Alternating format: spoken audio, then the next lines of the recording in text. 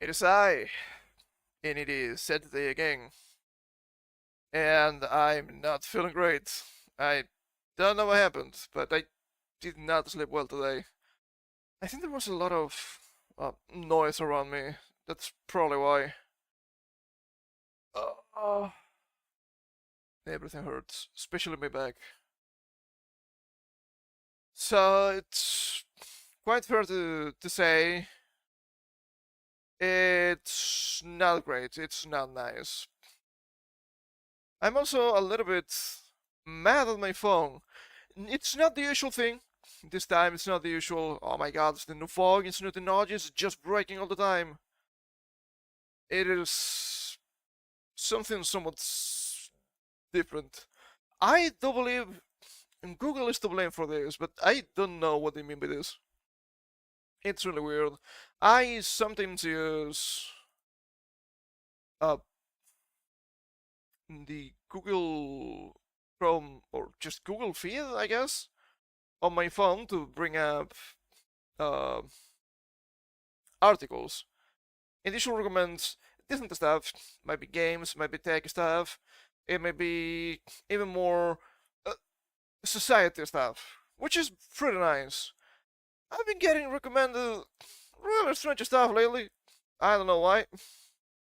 I've been recommended for some reason. I'm not quite sure what the site is, but I've been recommended uh, ancient Chinese proverbs, which is a bit strange.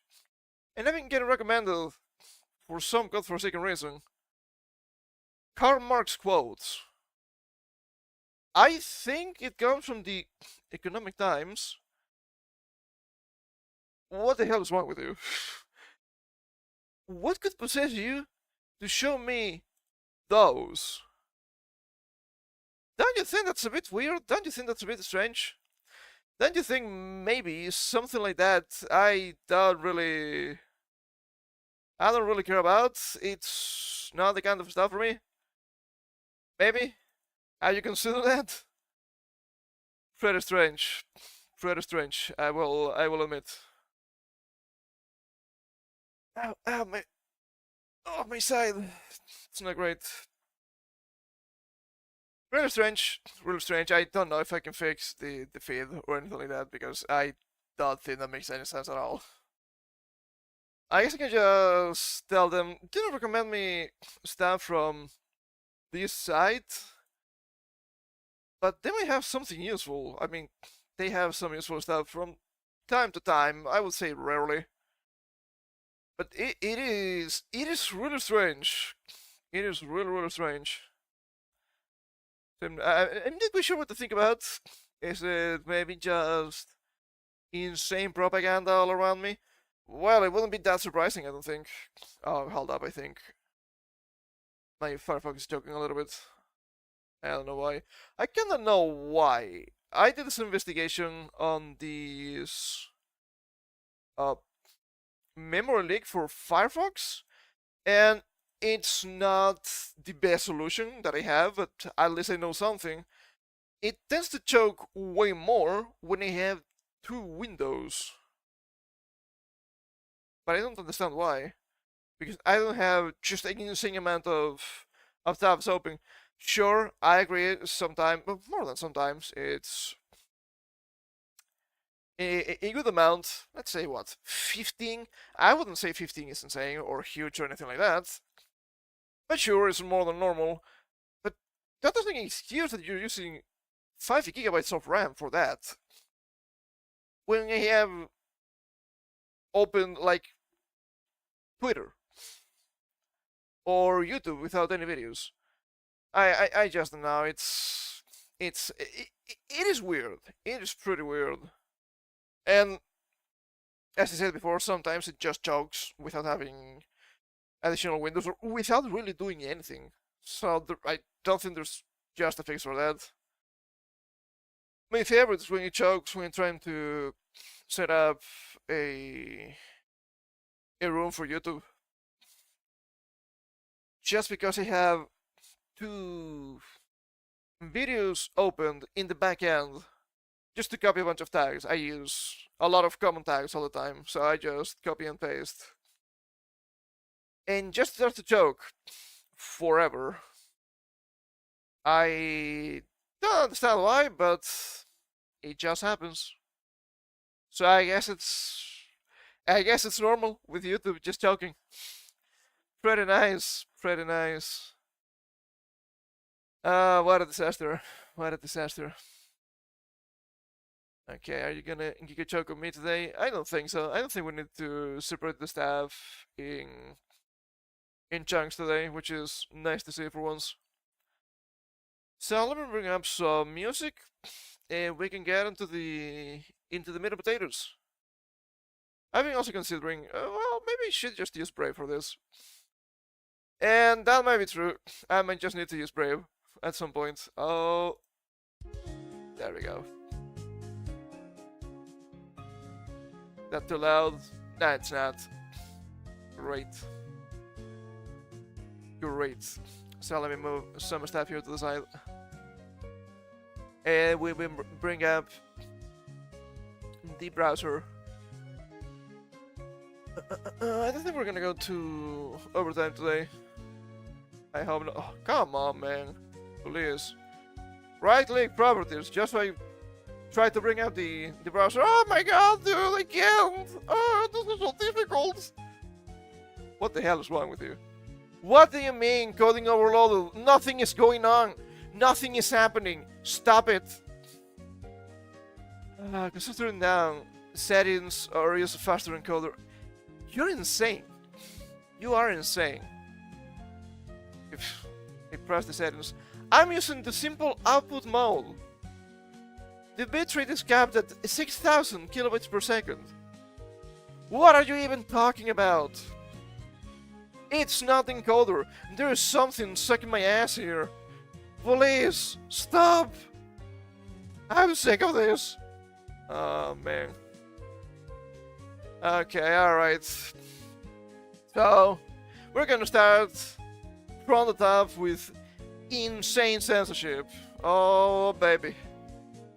You hate to say it, but some people have been cheering for this, which I find to be completely insane. We need to use the screenshot because the user locked everything down. Understandably so, I would say. So we have this tweet here from Cheap Reviews. Important breaking news. Actual breaking news this time around. Artists are now getting arrested by UK police. Amy was arrested by UK police for possession of her artwork. Her artwork alone. According to bail conditions, she now is forced to only make safer work artwork, or she will violate her bail. Very insane stuff. I've seen some allegations that she didn't even make the art herself. It was just made by other people. Which is pretty strange. Can you load the image? Come on, man. Holy. What is going on with you today? Please. Not as bad as last week, but still really bad. Why do we have to suffer like this? That doesn't make any sense. Okay. I don't think that you get choked. Good afternoon, bonbons. Sincere apologies for the absence. Mimi has a longer story to tell. On Monday, April 20th, Mimi was arrested by the UK police for possession of her artwork, and her artwork alone. She's currently on bail pending the outcome of a criminal investigation into her accounts and activities. All of her devices were seized as a result of the arrest. As a result of her bail conditions, Mimi has to move to a new account and is required to use a header name on her new account that her bail officer has agreed to, which is just her legal name. That appears to be correct from what I'm saying. Not something I want to show for obvious reasons.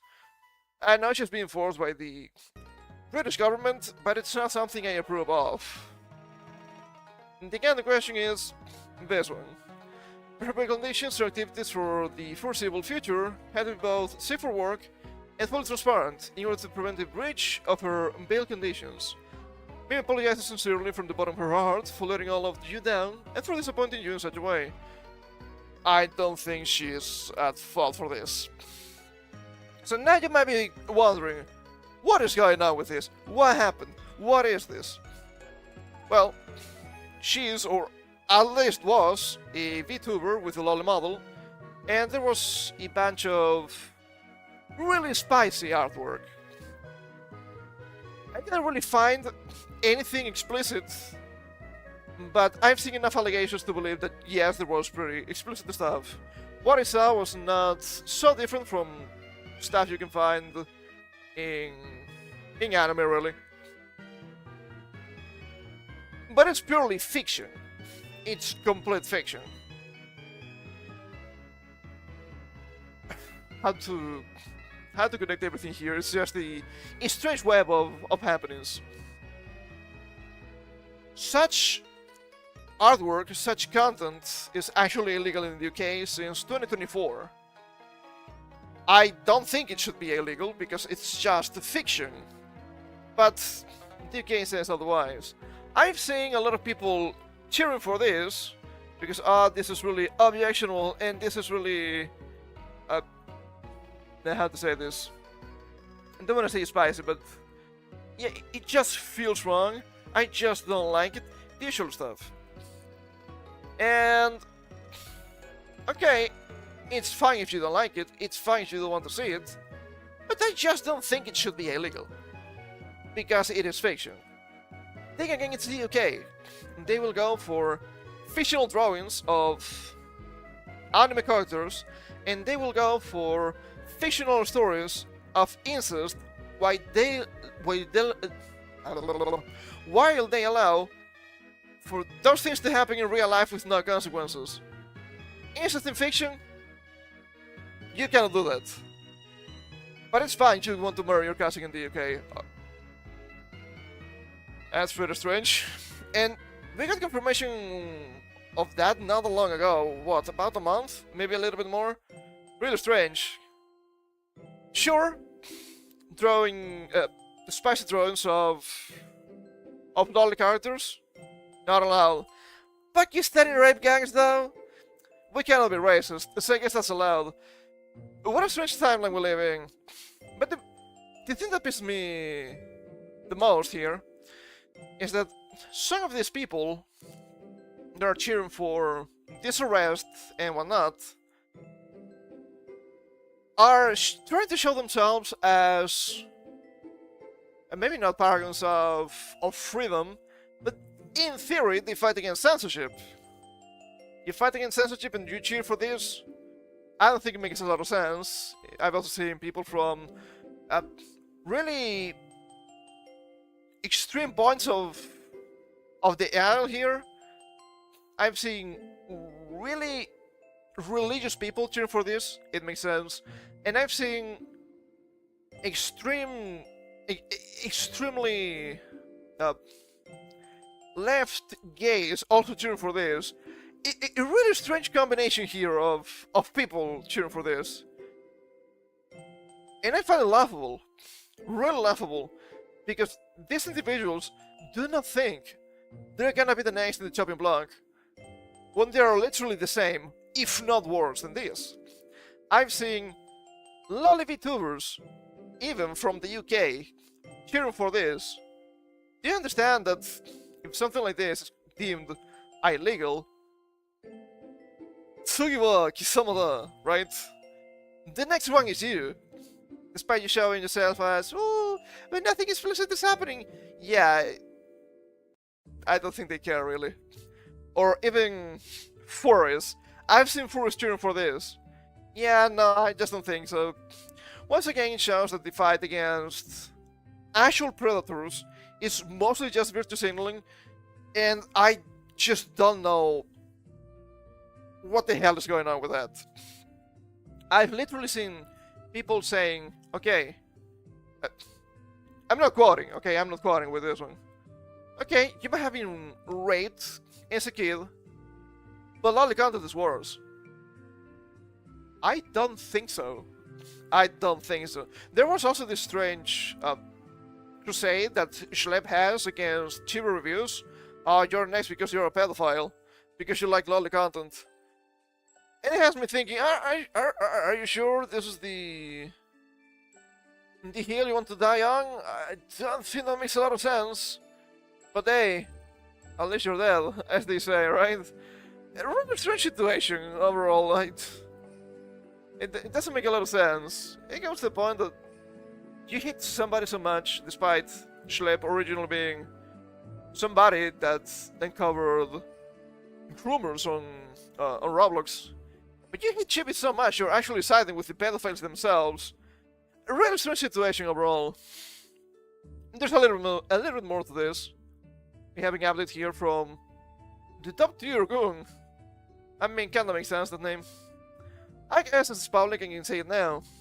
He came to me and Momonaga GXG at first to talk about this because she's our close friend. They took everything. Her daggers, her figures, her dodging, her Discord accounts, everything except her game accounts. Gone. This is Spirit Debates. Britain has become a totalitarian state. I mean, yeah, where have you been for the past, I don't know, 20 years? And Mimi needs your support now more than ever. Until she comes to the US or another place.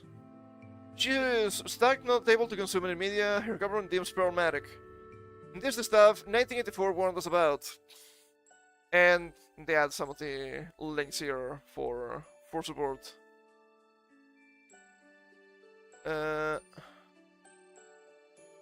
Okay, I guess they have some sort of VTuber group here. I don't know how legit it is. I've seen some allegations that, oh, this is fake, I haven't seen really anything in the news. And I mean, yeah, I don't think you will see this in the news anyway. However, I will say that I don't think... I could be wrong, I don't think this is fake. Because the second account exists, and she has doxed herself. And... sure, some people will lie with insane stories just for the clout.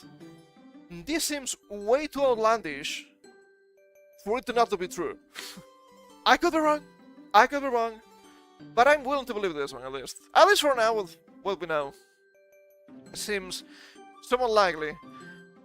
I guess I shouldn't mention that yet because there's a pause that mentions it later, so we can go through the timeline a little bit. We have another tweet here from Chibi, making a huge statement about the current situation, which I think it's pretty fair. I want to make a longer statement here on the events about the VTuber Mimi that got arrested for artwork. You can find the artwork that got her in trouble disgusting and outright weird. I've always had this stance on content. However, advocating for the censorship of it is not a matter since it's fictional. And that's the key issue here. Since I don't like it, nobody should be able to watch it or enjoy it or even make it. Okay, when I reach power, I will bang everything that you like.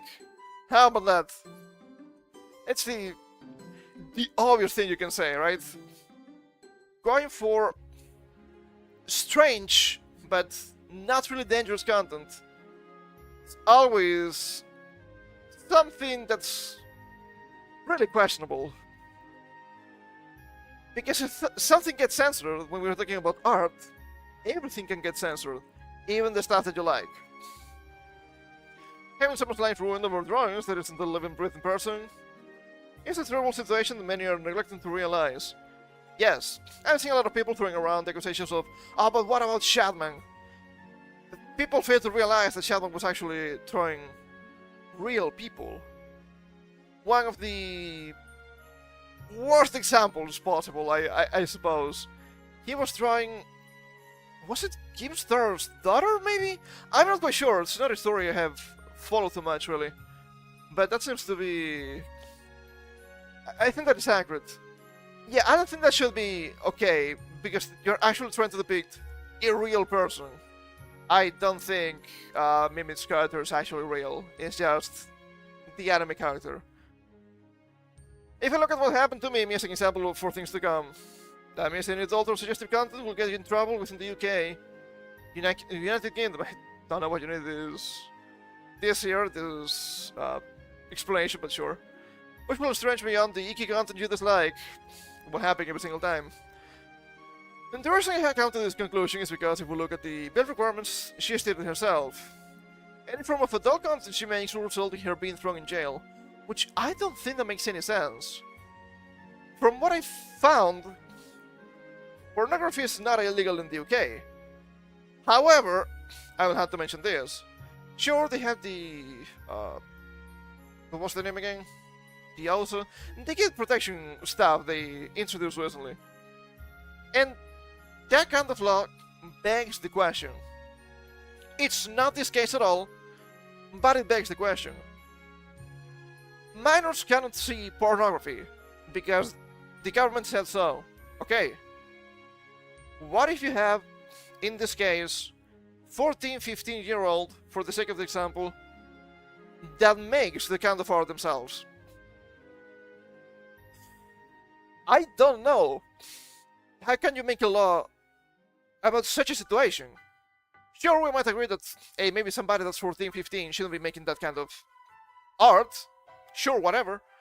But I don't think they should suffer the full force of the law either. Right? It's a really strange situation. I hope I'm explaining myself properly here, because it's something really specific. I'm not saying this is what happened, but I'm saying that could happen, and something like that could be considered illegal. I guess in that case, since they're minors, the ones to suffer the legal penalty will be the legal guardians? I don't know. It's too much. It's way too restrictive.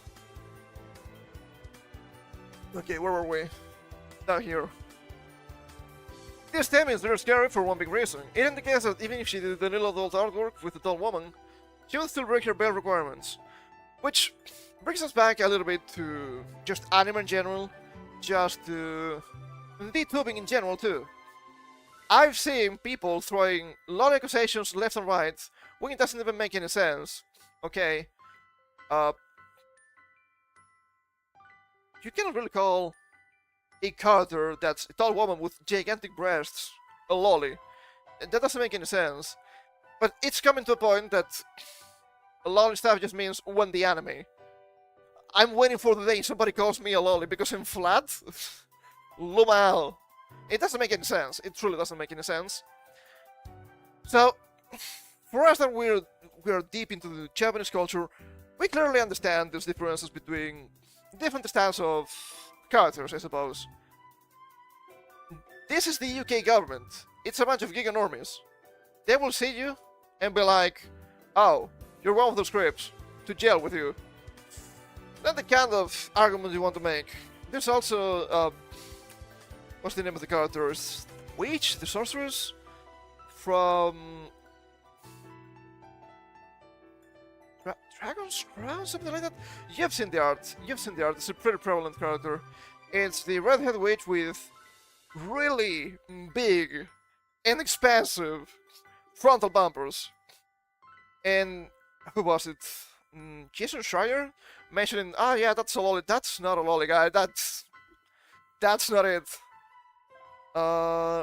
Redhead witch crown game. I don't remember this. Crown and the witch. Yeah, not what I'm looking for. Witch crowning. Not what I'm looking for. Marvel Witch Crown Ultra. What? Okay, that's definitely not what I'm looking for. Dragon's Crown, the sorceress. Yes, in the character. She's really big. Really big. Of course, the style is pretty nice, right? But yeah, if you think you're gonna be free because they're cheering for this, yeah, it doesn't matter who you are. Especially in VTubing, right? When you have, privacy?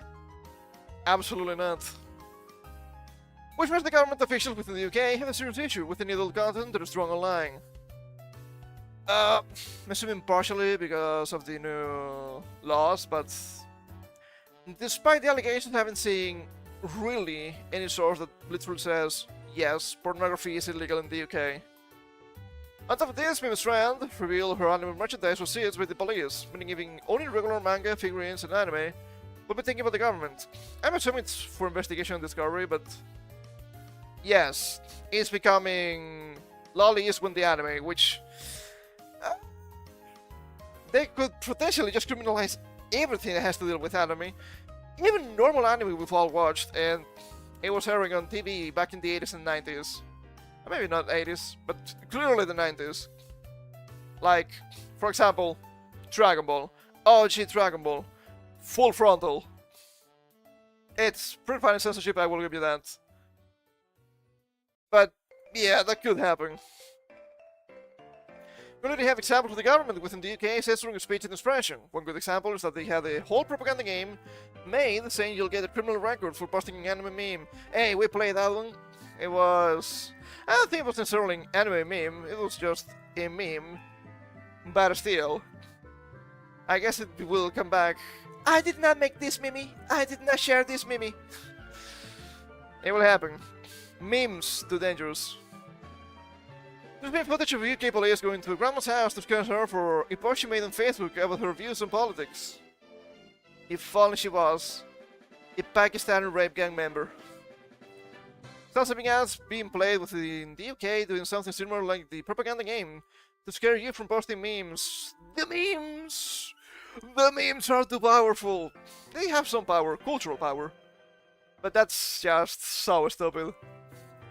Then you got the UK going after similar content with inflation but refusing to ban real Casimir which is in the UK. I mean, you wouldn't want to peace out the Muslims, would you? Surely that's a bad idea. This means even Game of Thrones will likely be banned thanks to these rules. It's quite possible, even though it's... Sure, a Song of Firing Eyes, Eyes on Fire, however you want to call it in English to remember the proper order. It has spicy content, but it's not fetish stuff, okay? Well, I don't think it is, at least. I haven't read them. Let's circle back around to Mimi and her situation. There's actual rape gangs roaming within the UK that they refuse to handle. However, they're spending precious resources targeting and ruining the life of vtuber posting artwork. And this is the main issue.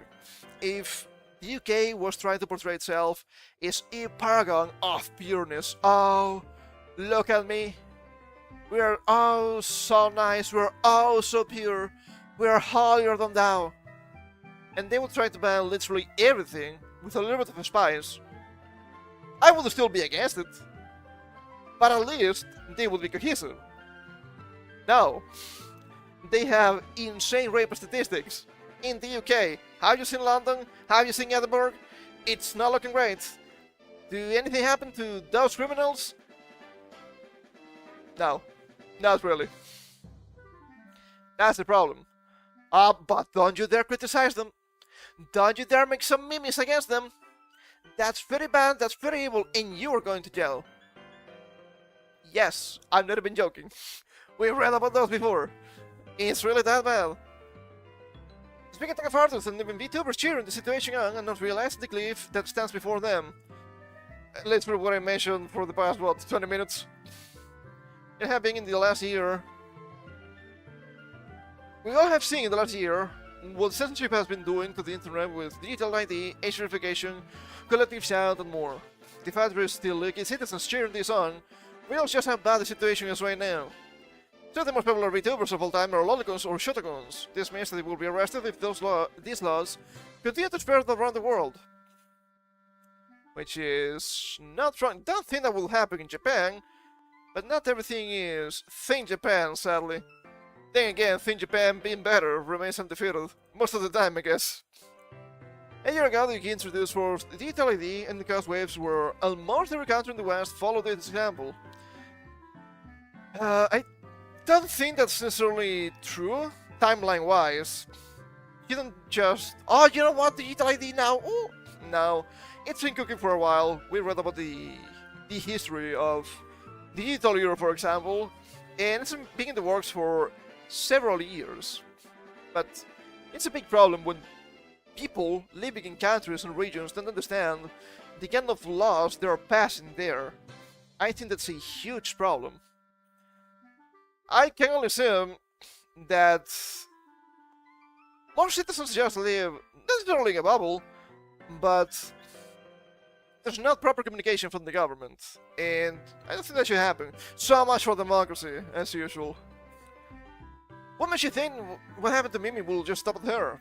Soon closing if you assume everything is accurate about Mimi's situation. The reality is that VTubers will start getting arrested in the future, along with artists, which seems pretty possible. I've seen the model for this chick. She seems like a more lolly version with elf ears of people, kinda. She has other outfits that are far more spicy, but still. Just a person cheering it on while they post slowly obscure pics themselves. The brand of the hypocrisy blows my mind. Literal retards. I've often seen people being like, oh, but Lolly, you know, Lolly is actually so bad, it's so evil, maybe shouldn't be allowed. And look, if you don't like it, it's fine. But it's hilarious when these types just go on their Twitter account where they're saying this stuff and they repost or retweet literal lolly hentai. Is it fine when you do it? But it's actually wrong. I just don't get it. I just don't get it. Am I insane? I know I could be. I don't think I'm similar to your average earthling, dare I say. But I don't think I'm completely insane. I do believe it's the world that has gone completely insane here. What is going on with this constant virtue signaling on the internet about literally everything? I just don't get it. Oh, look at me. Oh, look at me. I'm so nice. I'm so good.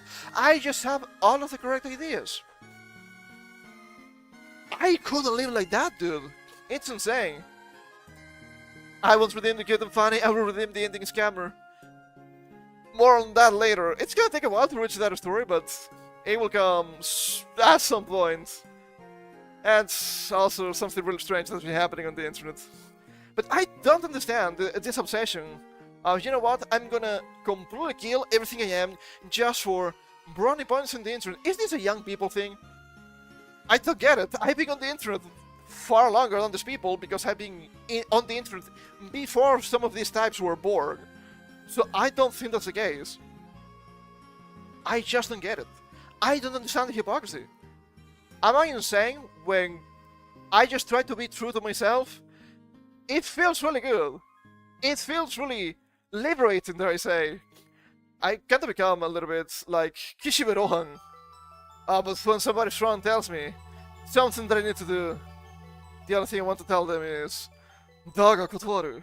I refuse. I know I'm a bit too rebellious for modern society, but it cannot be that well. Turning points is a real thing. I know it is, but don't you die inside? I just don't get it. And keep mind it's alcohol fueled. You think? I guess it's possible. I don't know. I do believe there's kind of certain abuse in some locations. I guess I can agree to that. I don't know enough. I don't know. It's all so tiresome. It's all so tiresome. To some extent, I'm willing to believe. I know from personal experience of college life. Yeah, if we're talking about college, I think that's really possible. Yeah, I can see that. I can see that. That makes a lot of sense. To some extent, though, I'm both willing and wishing to believe these people are cheering for the censorship because they want to be on the good side, right? Not to talk too much about the Soviet Union or anything like that, but you want to be on the good side of the party, so they don't get you. But you will never be on their good side. They will always get you. It's never that easy. It is a strange situation to be in general. What's out this tweet? I'm not quite sure if I can verify this. In response to here, people talking, people haven't done the research, it's actually illegal stuff. Sure, it's actually illegal stuff, but it shouldn't be illegal. You're making a legalistic argument here when it doesn't really make sense. And we, at least everybody that's against censorship is making a moralistic argument. Things we know now, well, now it's something I've done very early in my student career, but since we read about Confucianism, we have understood a lot about philosophy and society in a really strange way. So, of course, illegal. Something being legal doesn't make it good, something being illegal doesn't make it bad. We just talked about the smoking ban, was it last week in the UK too? Yeah, I don't say it. I don't say it. Misinfo again. This is not something I can actually confirm and fact check, so I'm taking it with a massive grain of salt. She never drew anything. When she reports artworks, sometimes she credits the original artists. That was drawn by Fox and Shadow, who's the four artists from Barag. Forest once again. Second, general porn is actually recently illegal in the UK. Couldn't confirm this, so I don't think this is true. I think this is in relation to OSA, but I don't think this is entirely accurate. There might be something more than that, but I couldn't find it. They updated their child safety sheet to also include all form of porn and obscene shit. I think this person is mixing like 2 or 3 different concepts without truly understanding what's going on. It doesn't matter if it's lolly or not, you can report someone to the government right now for having a hug model showing her tits publicly, and she can be arrested. This riddles with lack of research, I swear to God. Delegalizing porn, did you have benefits anywhere in particular? Delegalizing. Well, I'm not entirely sure, it's not something I follow a lot, but I've seen people mentioning that it actually lowers sexual crimes. If that is the case, I think that's maybe not good enough for a lot of people, but I would say it's a positive from it. That's something I have investigated, so it's second-hand information.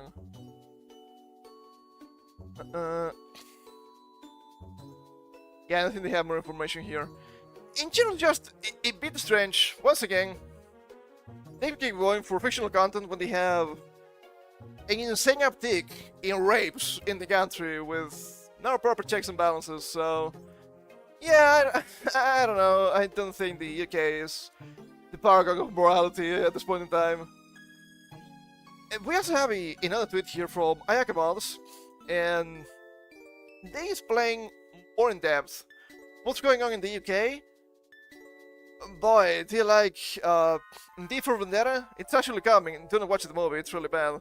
Every single time I watch it because it's on TV, it kind of pisses me off. Oh, look. The Christofascists! Oh, they're going against the Muslims! Are you sure about that? Come on now, pal. Holy shit. He had this tweet here. The UK government under Prime Minister Keir Starmer and the police are watching you online. 30 plus arrests every single day for online posts. Over 12,000 in 2023 alone and rising. For online posts, by the way. I didn't go out my way to verify all of this, but some of these events in this list, I do remember. So I think this is probably mostly correct. What are they arresting people for? Posting a meme or offensive joke? With the charming veteran arrested because it caused anxiety. Well, if it caused anxiety, isn't that a you problem? Jeez. Sharing a story, even if true. 55-year-old woman arrested over a Facebook post about Stratford suspect, which I'm pretty sure it's the same grandma they mentioned in the previous post by Chibi. Through fictional anime slash manga slash game characters. UK vtuber Mimi Yanagi claims she was arrested April 20th, 2026 for her own lifestyle, not safe for work, artwork of her fictional character and anime figures. More devices used out on bail with strict safe for work only conditions. Safe for work only. Anything labeled grossly offensive, false communication, or stirring hatred, which nowadays is just literally anything and everything. Here's Starmer own words. Whether you are directly involved or remotely involved, you are culpable. Did you share this, Mimi? Freedom has then graded the UK Internet Freedom Score in 2025 over the explosion in speech arrests. VPN and press server are still legal. For now. But Ofcom is actively tracking usage patterns to catch people bypassing the Online Safety Act. And UK providers must hand over data on request. Protecting people or policy thought? I mean, it's pretty obvious. They have this here. This guy here on the left is in all case from 2013, I believe. But it is correct. Pakistan's for raping a 12-year-old girl.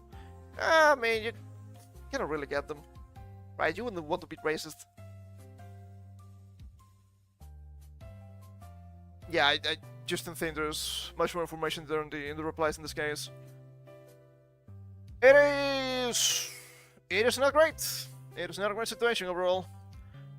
I'm kind of sick of people that keep just cheering for censorship left and right.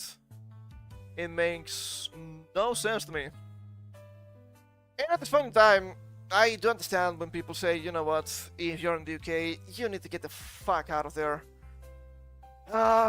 Can you fix the UK? I want to say the UK is fixable. I want to say these...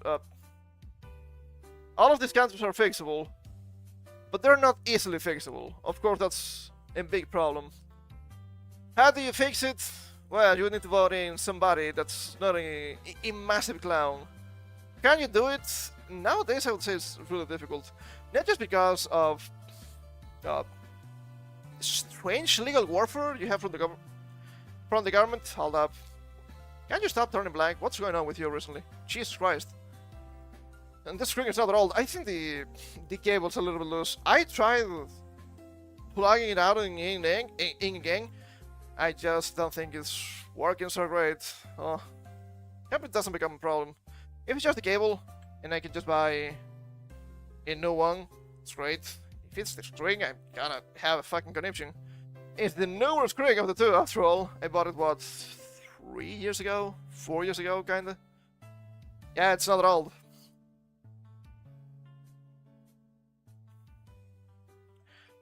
But the current situation in the UK is actually really bad. They keep spying on you. You don't really have any kind of privacy or freedom. I've seen people from the UK mentioning women in this case, of course. I do fear for my safety because if I want to go out, I don't know if I'm gonna get raped, which it's a real potential problem if you're British. Which, hey, it's so much for the high trust society. Of course, it's an absolute myth at this point, sadly.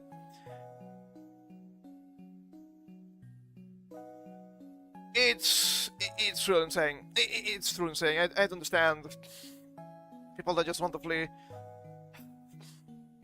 It is a really fucked up situation because of course you would want your countries to be better, but what can you do at this point, right? Especially in the UK. The UK is probably the worst example.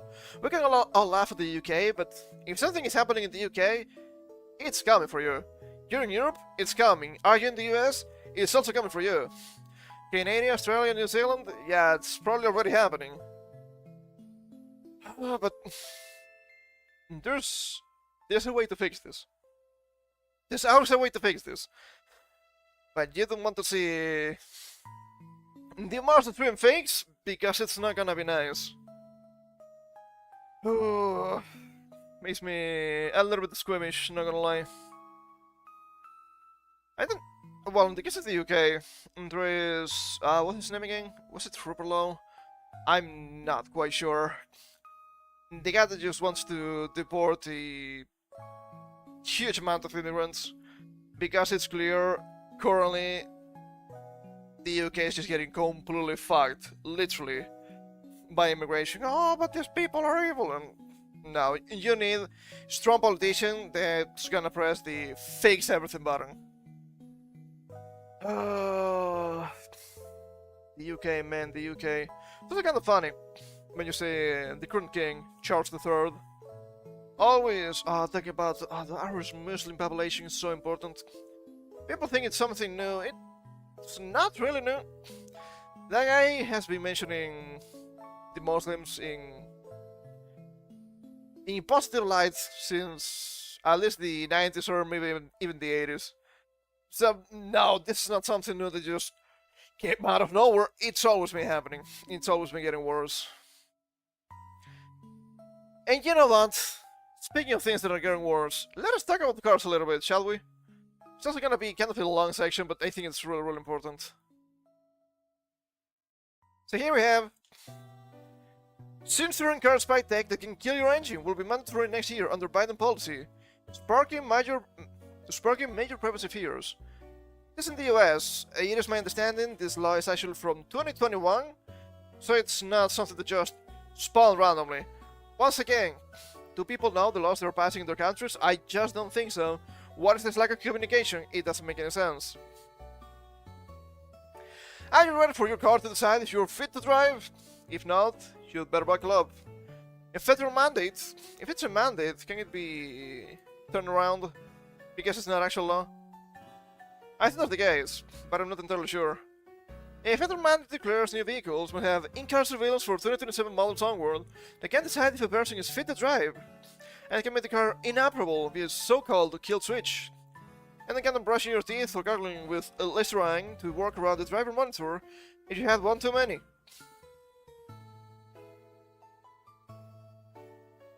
Monster cards will make the determination by a breathalyzer, but infrared cameras continue monitoring potential impairment cues. Cameras! All the time. Surely they're not spying on you. Surely not. On the face of cockroach reports, broke down how the new tech is likely to prove problematic. They include people's eyes, hand movements, eye movements, and various behaviors consistent with the driver being out of it. Such measures are sounding very loud alarm bells with privacy campaigners. I mean, yeah, they will probably tell you here. I'm not quite sure about this article, but they will probably tell you, don't worry, they don't have identification stuff. They don't have identification stuff. Sure thing, sure thing. Keep telling yourself that if that helps you. And that's invading every driver's privacy, taking information, deciding if you're drunk, but having all the evidence. Then you get in the car and get started. Learn things in automotive expert who founded the car coach reports told the Post.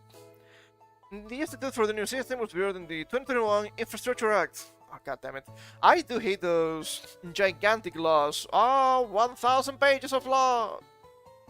How about no? Nobody has read those. You cannot actually vote for those if people don't know anything about them. Possibly behind the administration, which aim to increase road, bridge, and airport safety.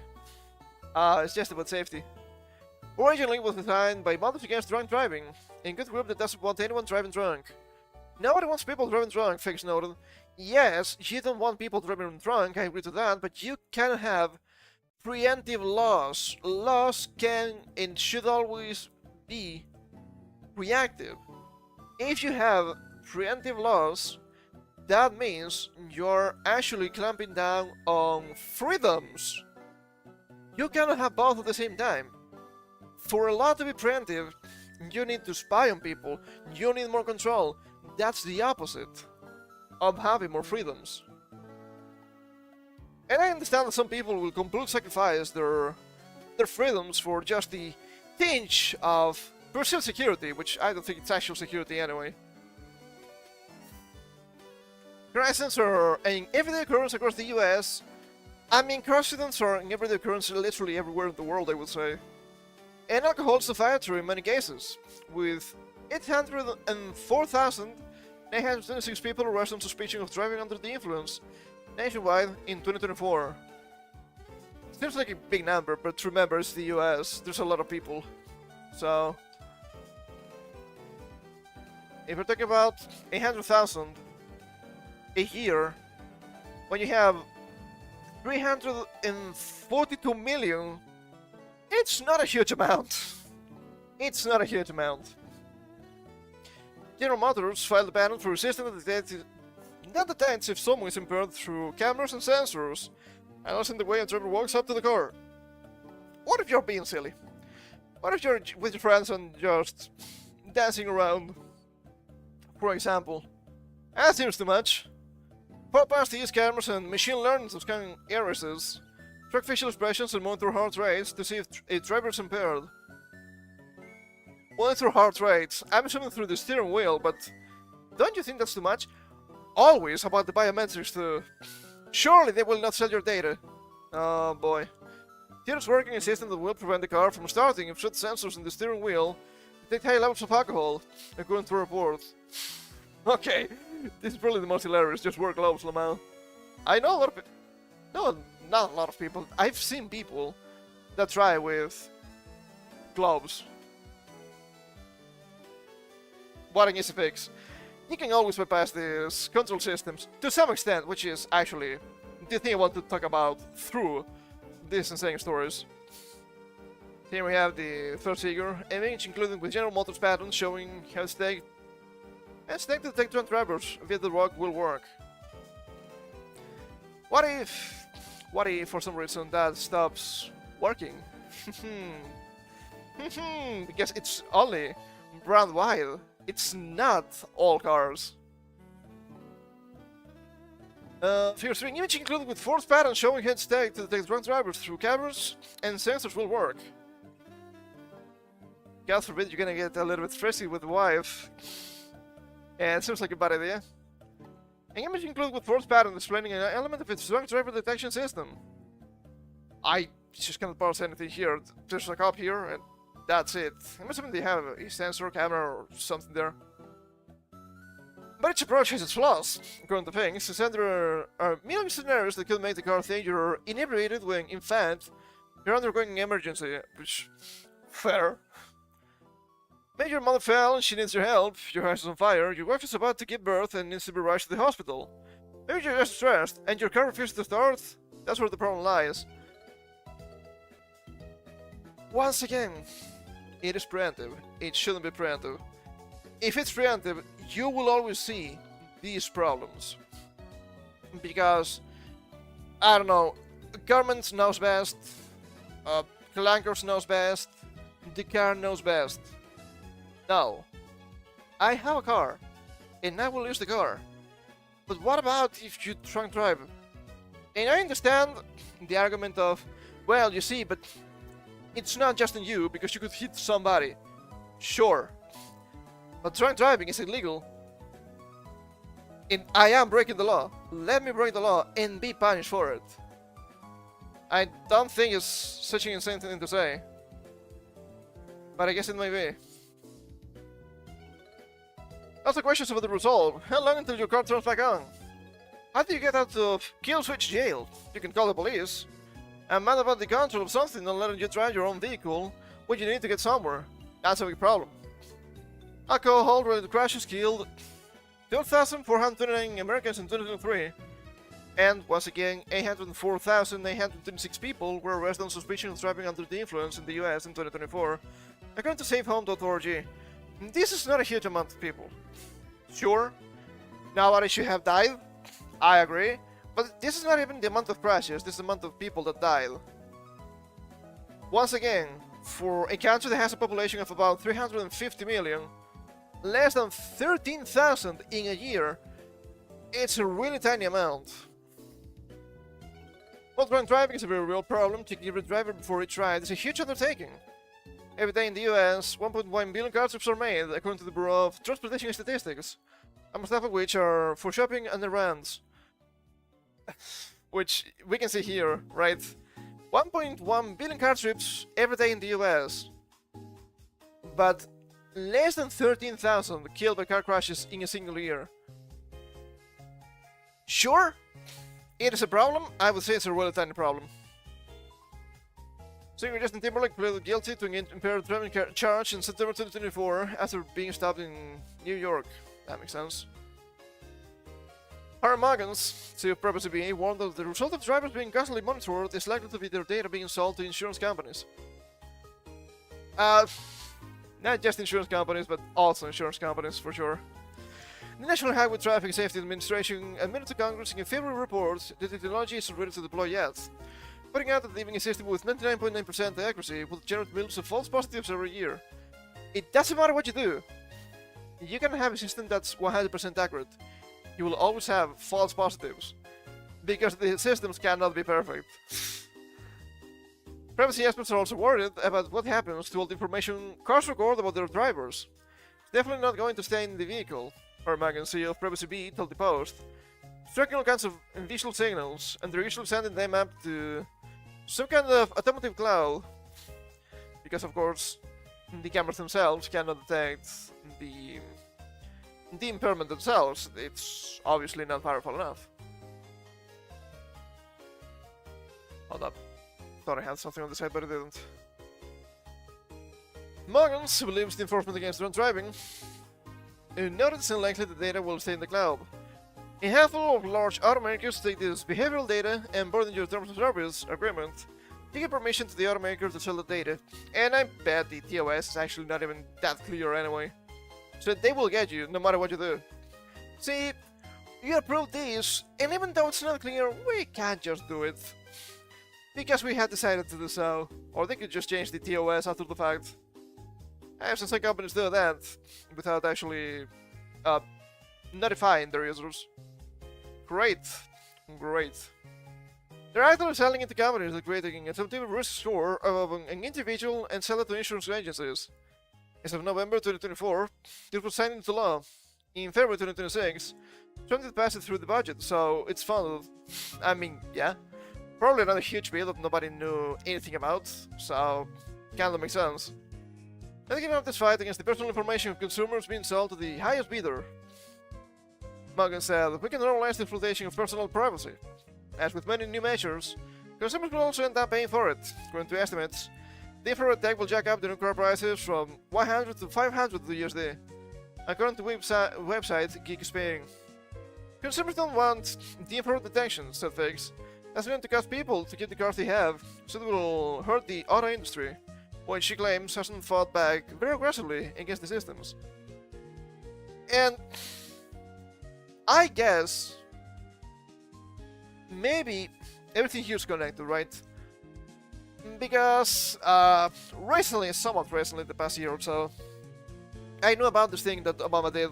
It was cash for clankers, I believe, which was an initiative from the government to just sell your very old cars to get a bunch of money for them, completely destroying the old car market. Not saying vintage and pretty cool, but saying it's just a how do you call them? I'm not quite sure. Nothing more than a hot pot with wheels that you can buy cheaply and move out with it and go to work, which is pretty helpful, pretty useful. So now you need to spend, what, 12,000 to buy a bad car, maybe 15, 18,000. It's really expensive. It's really expensive. So now you cannot easily get old cars, and the new cars will be spying on you. However, it's not just in the US. We also have this. Warning! Officials scanning mandatory in all EU vehicles. It says just for your safety, just like verification is just to keep the kids safe online. But did you know, as of July 7th, 2024, all newly registered cars in the EU must be fitted with specific driver monitoring systems. And it's not a typo, it is correct. July 7th, 2024. So it's been happening for almost 2 years already. Under your noses, bet you didn't know that, I didn't. By 2026 and 2027, this will apply to every single new vehicle sold on the European market. Heavy trucks. If you buy a new car, it will have a camera looking at your face. But it is, for now, legally barred from recognizing you or saving that video. Of course, this will never happen. Just like with age verification, with the app, with the UK's digital ID, surely nothing bad will happen, despite it happening several times, every single time. It is there to beep at you if you fall asleep or look at your phone, except it isn't, as it looks like the king is in court against you. That doesn't look nice.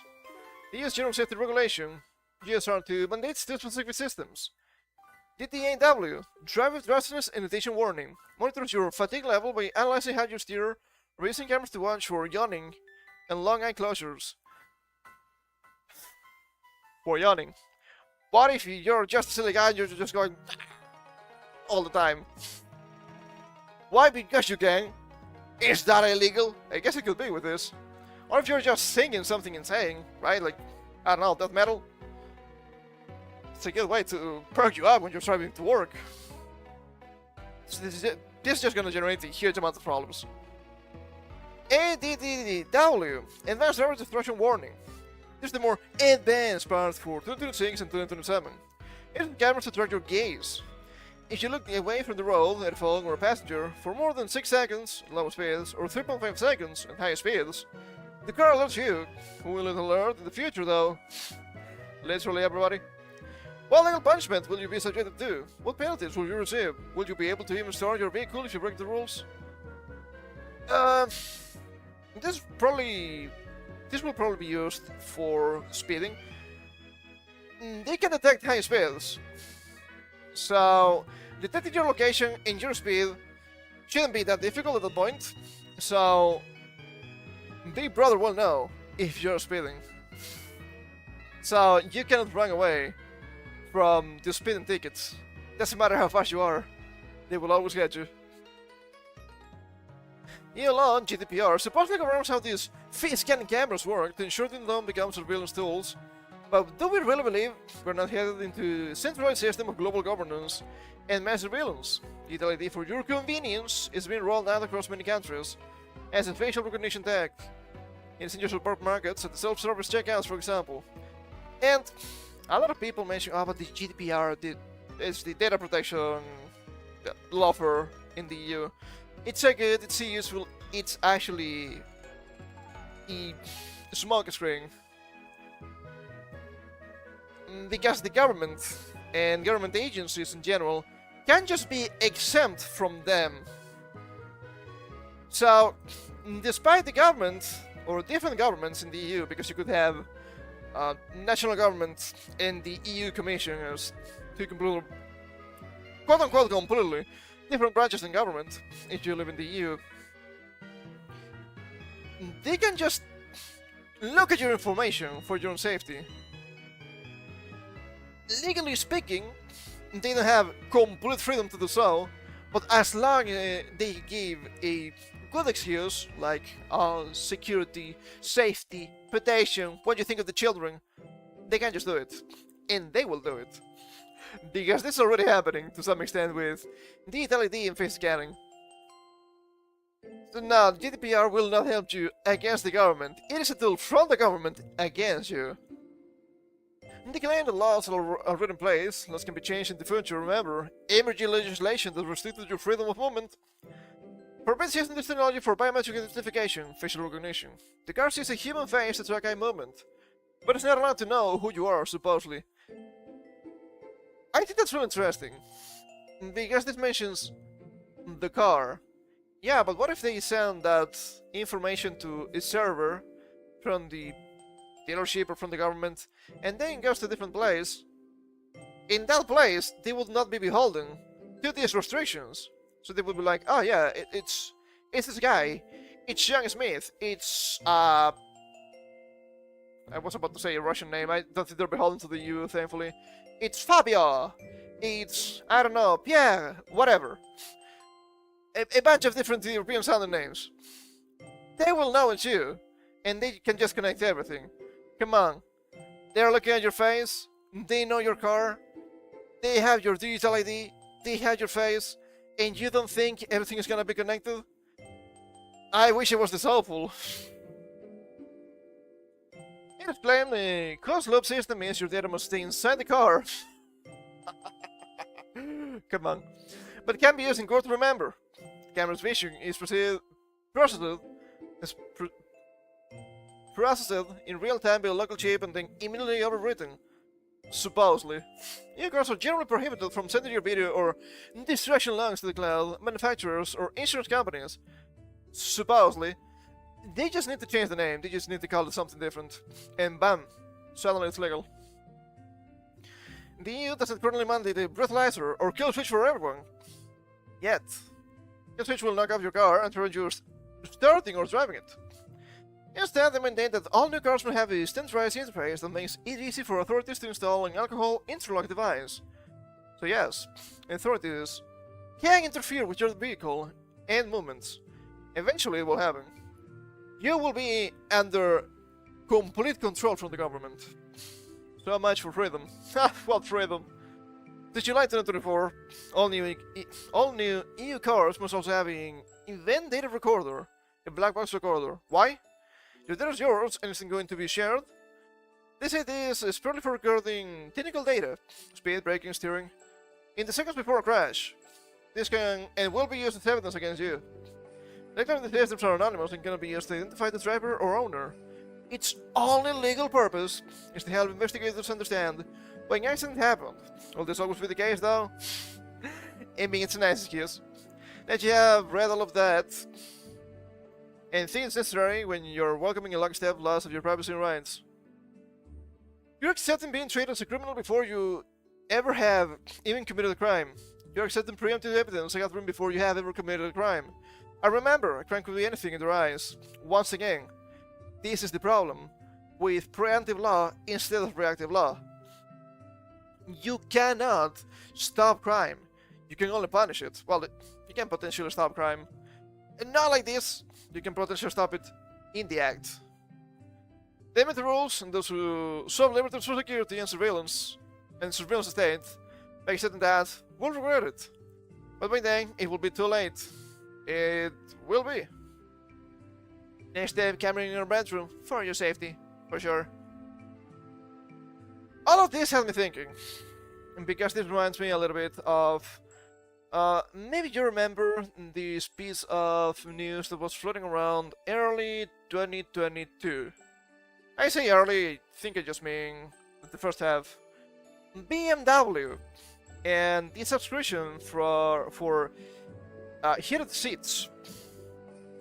Well, I thought it was really strange, but I knew it was not gonna stop there, because it never does.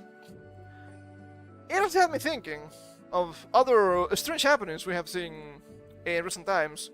Like that guy, they got a brick Roomba because the Roomba could not connect properly to the internet, to the server of the manufacturer. So, pop, kill switch from the manufacturer, real strange. And we have also seen some stuff from smart TVs, for example, that apparently take screenshots every half a second, no matter what you're watching. And I was thinking, but you can potentially tamper with all of this. In the case of smart TVs, I know for a fact that, at least traditionally, they're based on Android, or they're just outright Android. So potentially, you could just introduce your own software, be your custom operative system, or custom firmware, custom apps, whatever, you name it. I'm assuming in these cars, the technology is also not that insanely robust. Sure, they have cameras and whatnot, but cameras are really fragile. What if they suddenly disconnect? Ooh, I didn't know! How could I know this? Nobody told me this was in the car, for example, right? Just don't tell anyone, as usual. Kinda wonder if they have their own batteries and you can tamper with them with the car turned off. So of course, I got reminded of the strange situation we live in. Remember, starting September 2026, Installing Android page by Google will block every Android app whose developer hasn't registered with Google. Sign their contract, pay the app, and hand it over government ID. Google calls the new rule Android developer verification. This starts with Brazil, Indonesia, Singapore, and Thailand. Expanding worldwide in 2027, every app on certified Android phones must come from a developer who has registered their real identity with Google. It's also Google coming in to private businesses, tell them, okay, where's my part? What do you mean your part? I'm Google, where's my part? But that was never the case before. This covers apps from the Play Store, third-party stores, and siloed app APKs. It's what developers have to do. This thing up in Google's new verification system, share their legal name, address, phone number, and ID, and pay a one-time 25 USD fee. Ads from verified developers will be blocked or come with big warnings and extra steps. Which is hilarious to me. They use the reasoning they're giving for this measure, something along the lines of, oh, but what about the malware? What about the people that install real dangerous third-party apps? And I had to tell them, if you're installing a third-party app, you know what you're doing, because you cannot do that by default on an Android. You need to go, or in most cases, you need to go to the settings and do something specific to enable developer tools, and through developer tools, enable third-party APKs. It's not something a normie would do. But this is not about normies. Normies are the excuse. They're coming for you, the people that know, you and me. Well, doing this to fight malware, the company says side-loaded apps are about 50 times more likely to contain bad software than Play Store apps. That's actually incorrect. We've seen really dangerous apps too in the Play Store anyway. Good job. And it's becoming a little more controlled with all of these changes. So of course, you can have your custom software if Google doesn't know about it, and you pay them, and you dox yourself. Of course, they're cracking down on operative systems because they must have identity verification upon setting them up or something like that. Upon account creation, they say, which is hilarious. What account creation? What are you talking about? It doesn't make any sense half of the time anyway. And that's where they're also going for VPNs. I also have this example here. This is the European Commission has told 27 member states to hurry up with rolling out online age verification, demanding deployment before the end of 2026. Lamau. As today how the system works, anyone passing it with a VPN from outside the EU, with President Verkoning, said only that it is an important part of the next steps. You will be controlled by literally everything, and there's not much you can do about it. However, I do believe this. Politicians think too highly of themselves without really understanding the technology they are employing. You can just use a car. It doesn't need to have access to the internet. You can just use your TV. It doesn't need to have access to the internet. And what's gonna happen if I develop my own operative system, be it from my computer or from my phone? It's just mine, I made it myself, it's not for commercial use, nobody else is using it. Is that gonna be illegal now? Maybe. What do you do with decentralized VPNs or operative systems like Linux, despite some distros actually count down to the demands of governments because, oh, the government's really scary. When you think about it, there's not much they can really do. I do believe we'll see in the near future people, quote-unquote, hacking their cars. What about this verification? Are you actually drunk driving? Oh, no, it doesn't work. What do you mean it doesn't work? No, it's not there.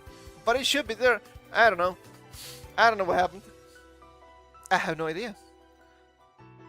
That could also happen with phones, that could also happen with TVs, that could also happen with many, many things.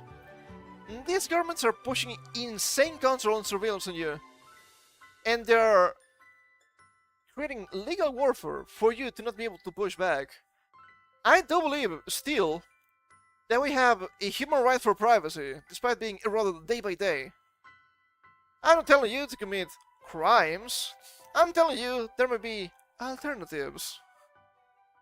I don't want to be legally liable for this. Of course not. But it comes to a point where it's just completely necessary. But what do you mean my fridge has access to the internet? What do you mean? How's that gonna make my meat colder? Nah, I don't think so. I don't like that. I don't think that's gonna be good. I think it's just about surveillance, and it is just about surveillance. Because every single time it's just about surveillance, and I'm sick of them.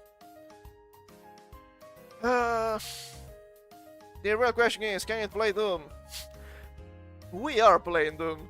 That's the problem, we are playing Doom. This is a big issue. We also have here related to this to some extent. I mean, we're talking about the EU anyway, so this checks out. The European Commission is about to steal your search history in one of the largest forced data grabs in the history of the open internet. Almost nobody is talking about it. The scope is staggering.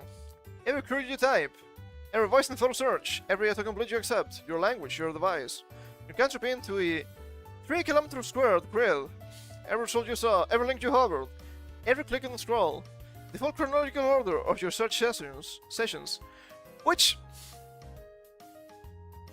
you thought this wasn't being tracked, but it was. It was being tracked all along. I mean, it's Google, so it makes sense. Many European Union knows your health symptoms, pregnancy, sexual orientation, political views, religious beliefs, financial distress, legal trouble, addictions, and affairs. And it's gonna be weaponized against you every single time. Especially when we talk about political views and religious beliefs. Some of these may be considered no beliefs in the new age. Under the proposed measures for DMA Article 6, Section 11, Google will be ordered to shift the daily search behavior of hundreds of millions of Europeans to multiple third parties through a daily API feed. Any improved own search engine, AI chatbots included, will get 5 years of access. 5 years of access! The things people only ever type when they think no one is watching. All of it now scheduled to flow daily into an open-ended list of third parties scattered across the European Union. Privacy? Privacy? I mean, it is a nice dream, but nothing more than a dream at this point in time. People promise anonymization. No, they don't. No, they don't. They say that, but they know they're lying. They have all of your information, and you think they will not trace you back? Come on, it's really easy. At the point it's really easy, they have all of the information they need. The reality is a thin technical veneer that has been broken in academic literature again and again for over a decade. Such behavior is a fingerprint. Stripping a name does not change that. Once data links become inevitable, every new beneficiary is a new attack surface, and every annual audit is a year of silent exposure between checks. The 2025 Discord vendor reach already showed how fast 70,000 government IDs can link through a single weak link. Oh, we covered that already. Imagine the link holding Europe's search history. Surveillance without consent becomes the default, and with millions of EU citizens never agree to have their careers packaged and shipped to companies they have never heard of. The legal fiction of anonymization cannot manufacture consent that was never given. This also comes from Europe, and as I mentioned, this is the government. The government's insanely stupid. They think they know what they do, and they think they know technology. They're constantly 10 to 15 years behind. And you think this is not gonna be exploited? But it's good security. We know what we're doing. Everything is fine. Hacked. Hacked 15 times before you knew it. It will happen. Because it happens every single time. Behavioral search data is a gold mine for phishing, blackmail, social engineering, and corporate espionage. Free intelligence services to get a backdoor without effort. They do not need to breach Google. They only need to compromise the weakest name on the beneficiary list. One insolvent startup, one compromised contractor, one approved entity quietly acquired by a hostile state. It's already happening because those weak links, the government. I keep telling you. In the name of competition, the US is about to manufacture a permanent, distributed, daily refresh copy of Europe's collective search history. Its surveillance dataset Brussels itself would never approve if any other government tried to build it. But since we're doing it ourselves, it's probably fine. And the public consultation closes Friday, May 1st, 2026. So yesterday. Final binding decision lands July 27th, 2026. After that, the door does not close again. Tag your MEPs, file response, make noise. You can tag them, if you want. I don't think they care. Because they're not here to actually represent you. It's actually that bad. It's actually that fucking dystopian. You amazes me, such an economic powerhouse, you're so dependent on resources from outside. It is self-inflicted. It is self-inflicted, for sure. But yes. I still cannot fathom how the euro is actually that powerful in global economics. I think that may be a complete facade and something is about to collapse. Which... take me out of here! Take me out, or out of here. Whichever fastest or more effective. Also in general, Europe nowadays is really stagnant with tech, which was the great thing we had like 20 years ago. So, you can have a pretty obvious allyship with, let's say, Russia, because Russia has a lot of resources and energy. But now we have to antagonize Russia. Good fucking job. And now you see Germany antagonizing Russia depending on Russian power. Like gas and whatnot. What are you doing? You absolute fucking idiots. It's insane. It is truly insane to me. I don't believe that decolonization was a mistake. Why would you do that? Well, maybe too late. Let me take a save here.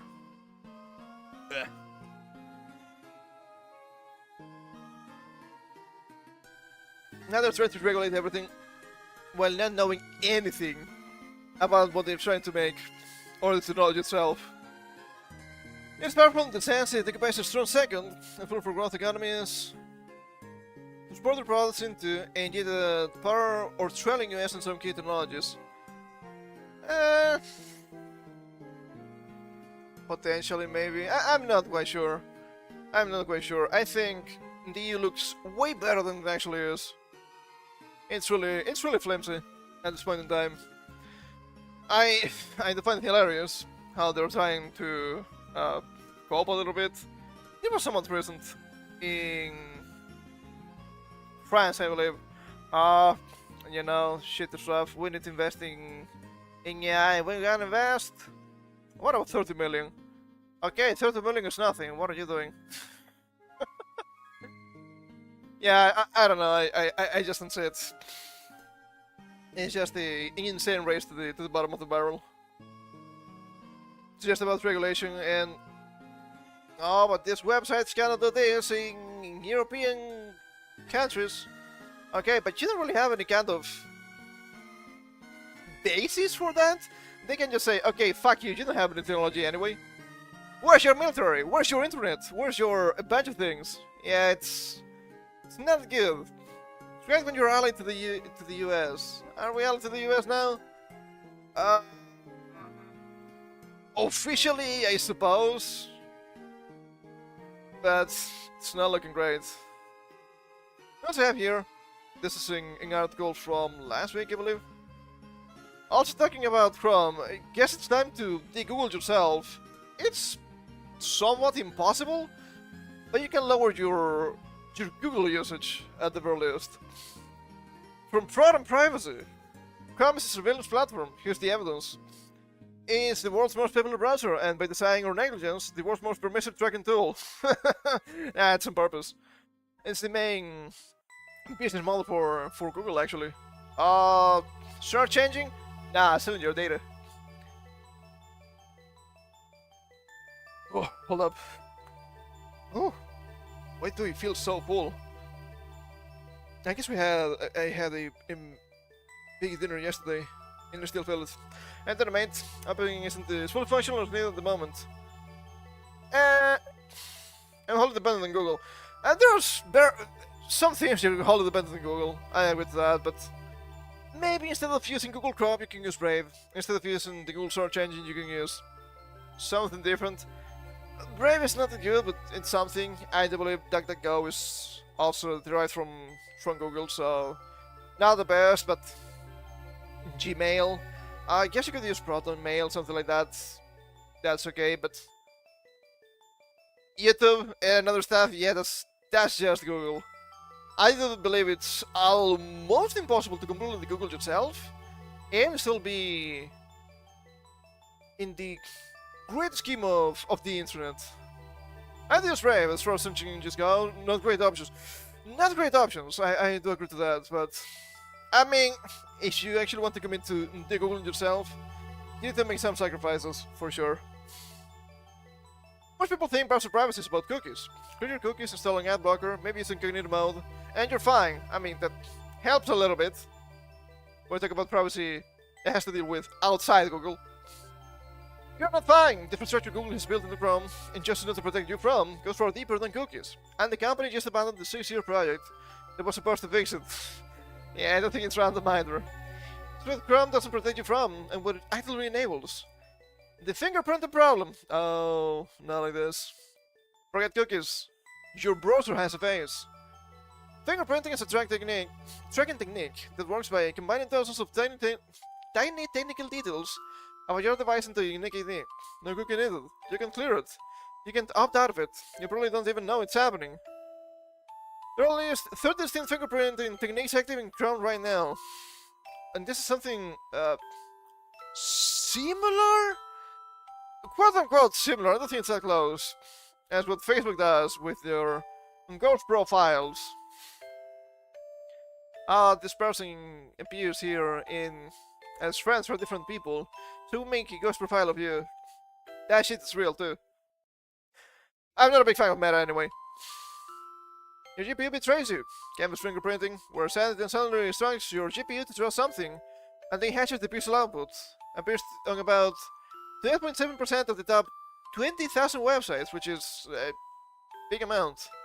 Here's the uncertain part. GPU has microscopic manufacturing variations, made the pixels it renders ever so slightly different from everyone else's. The only difference is your fingerprint. Chrome does nothing about this. Brave James random noise to defeat it. Firefox has a resist fingerprinting setting. Chrome has nothing. I don't think Firefox is that good. Anyway, it has a lot of issues. It also has some strange control behind. Not as aggressive as Chrome, of course, but still not the best. WebGL, through the graphics API built into browsers, makes the problem worse. Enhanced websites the make, model, and driver version of your GPU outright. Think NVIDIA GeForce RTX 4090. Chrome chips with these fully exposed. Your audio stack, your phones, your voice. The audio API is being used to fingerprint you. Let's pipe it down through your audio stack, record how you specific hardware process it, and hash out the result. Different CPUs, different math implementations, different outputs. With 5 minutes of entropy started from a feature you'd never suspect. Chrome provides no noise injection here either. There's the fast identifiers available to any website running JavaScript in Chrome goes on. What fonts you have installed, your screen resolution combined with color depth and pixel ratio. How many CPU cores your machine has. Command shapes and API disposes your keyboard layout. QWERTY, SRT, Dvorak, and feature Firefox and Safari both declined to implement. I'm assuming, and I think it's a pretty reasonable assumption here, that Chrome has these quote-unquote vulnerabilities because they also benefit from them, because they are well known, because they usually sell a bunch of data. And this is just more data they can sell about you, so why shouldn't they? Well, I don't think it's legal? Probably not illegal either, but it is questionable. I would say it's less questionable. Your device speech synthesis voices very dramatically by operating system and style language packs. Comments it's on Google Cloud Voice on top, making the combination even more unique. Any website can call a single JavaScript function to list all of them.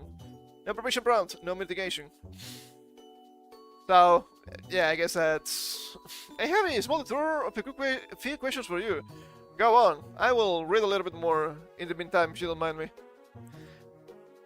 Tracking the bypasses your VPN extensions, WebRTC and the AP leak. WebRTC, the technology that powers browsers video calls, can support your real IP address even when you're using a VPN.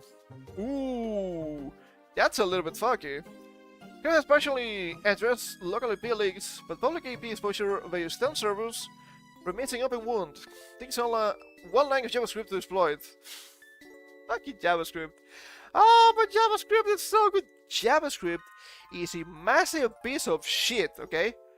From the name, has nothing to do with Java, to the security, which is completely ass, to the implementation. You need to master, I don't know how many different JavaScript libraries to properly do that. If you want to be a web developer, you need to know so many of them.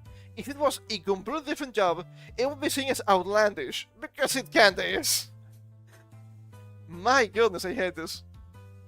It has been a melody. I'm meeting a friend Shirley who's been in tech like you for about 16 years. He's an old friend, so you get to ask catch-up questions. What questions can you ask? You can get a few too, but based on things you'd like to know. He's in Norway Microsoft. I don't know what to tell you, really. I think right now the most interesting things you could probably ask about would be about on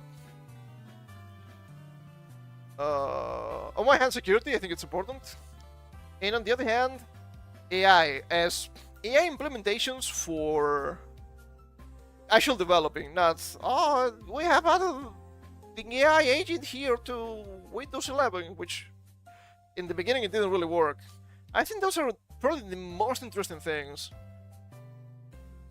because I'm actually not quite sure, at least to somewhat of a global extent, the prevalence of AI developing for something that's not vibe coded. I've seen some vibe coded stuff, it's really hilarious. That's a good one. Implications both in terms of dev and in terms of potential geopolitical effects. That's more deep. I don't know if your friend would know, but I think it's an interesting conversation. Security, I guess security I would mention more related to... Hold up, is this choking? I hope not. I would say more related to the new age of verification in general. And if they're gonna have actually any checks and balances, any security for that, because I just don't really see it. And I do think that's pretty scary going forward. Security implications, safety, yeah, kind of along those realms in general.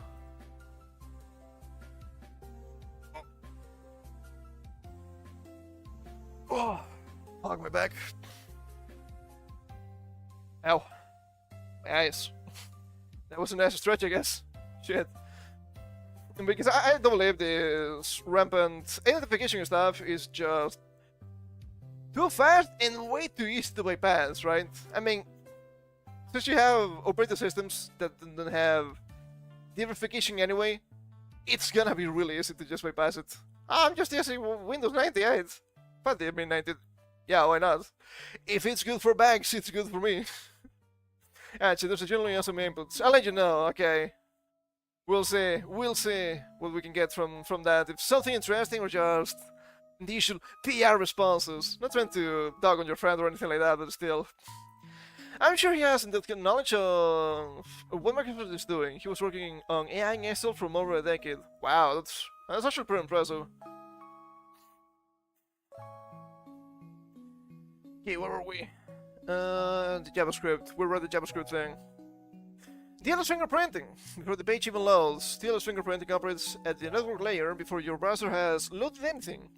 Analyzes the cryptographic handshake your browser performs when establishing a secure connection. Handshake that is characteristic enough to identify Chrome specifically. Chrome randomizes some of these, but the next generation technique, known as JA4, sounds like a stand from JoJo, what the hell?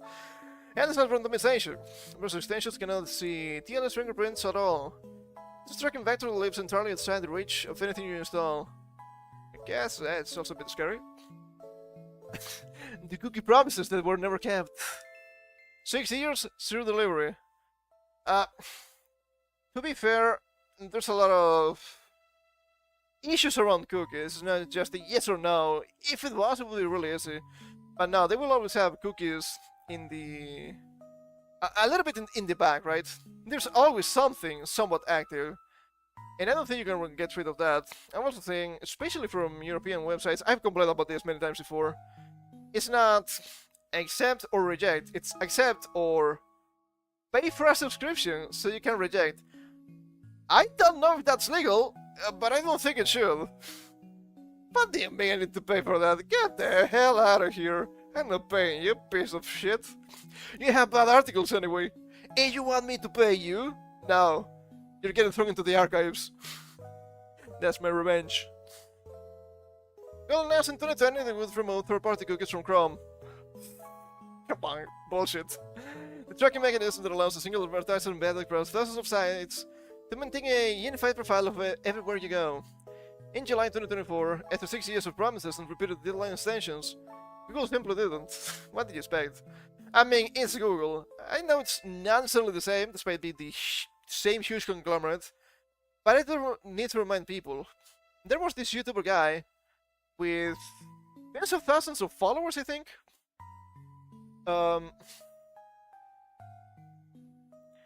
He got into a legal battle with YouTube, of course, within Google, and it was deemed that his account termination was illegal. This guy is still terminated. It doesn't matter what happens. They just can do whatever the fuck they want. So, main part, what other questions can you ask since it's been about a decade? A lot of things have changed, and I'm talking to essentially a new person. Any inputs are appreciated. I don't know. I'm not really great with dealing with people in that regard. Not gonna lie. I'm not an artist or anything like that, but I don't think I'm the best for those types of questions. I guess I could ask what happened the past decade. Like, the normal catching out, right? I think that's normal. I think that's probably fair. A little bit of rambling about some small talk, maybe. Catching up, all that. I still think that makes sense. Yeah, alright. I mean, I think you're asking me too much here. I don't know. He's not my friend, you know. I don't know about the situation. You're talking like an AI now. I cannot do that. Hal, pal. I'm not a clanker, okay? I'm not a clanker, I promise. I'm not a clanker. I just have a disdain for humanity. Sometimes.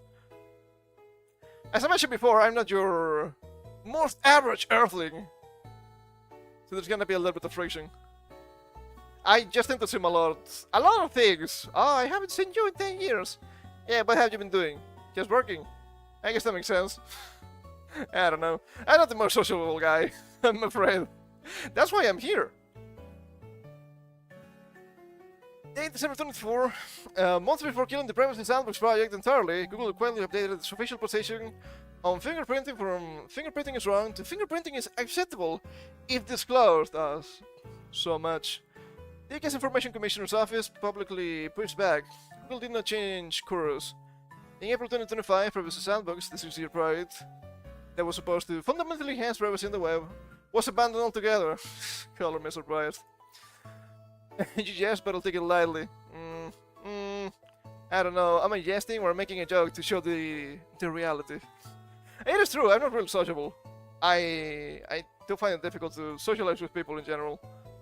Not because of faults of my own, mind you. I find most people to be really simplistic and boring.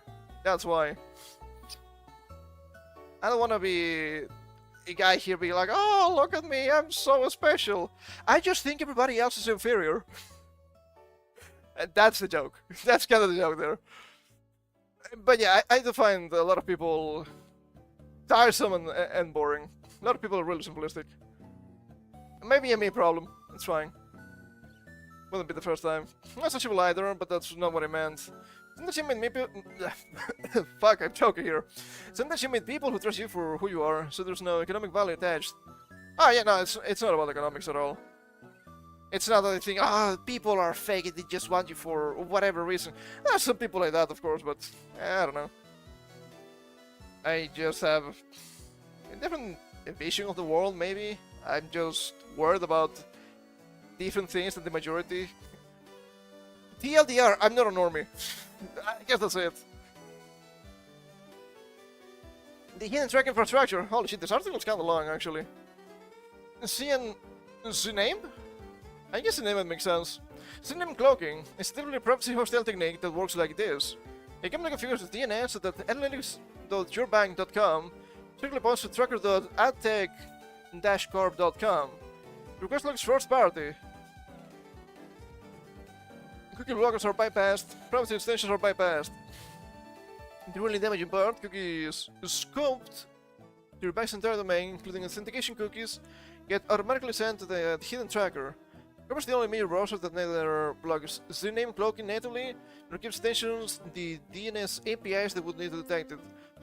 Is this perhaps the issue with cookies that I've seen? I don't remember when. It's been a while.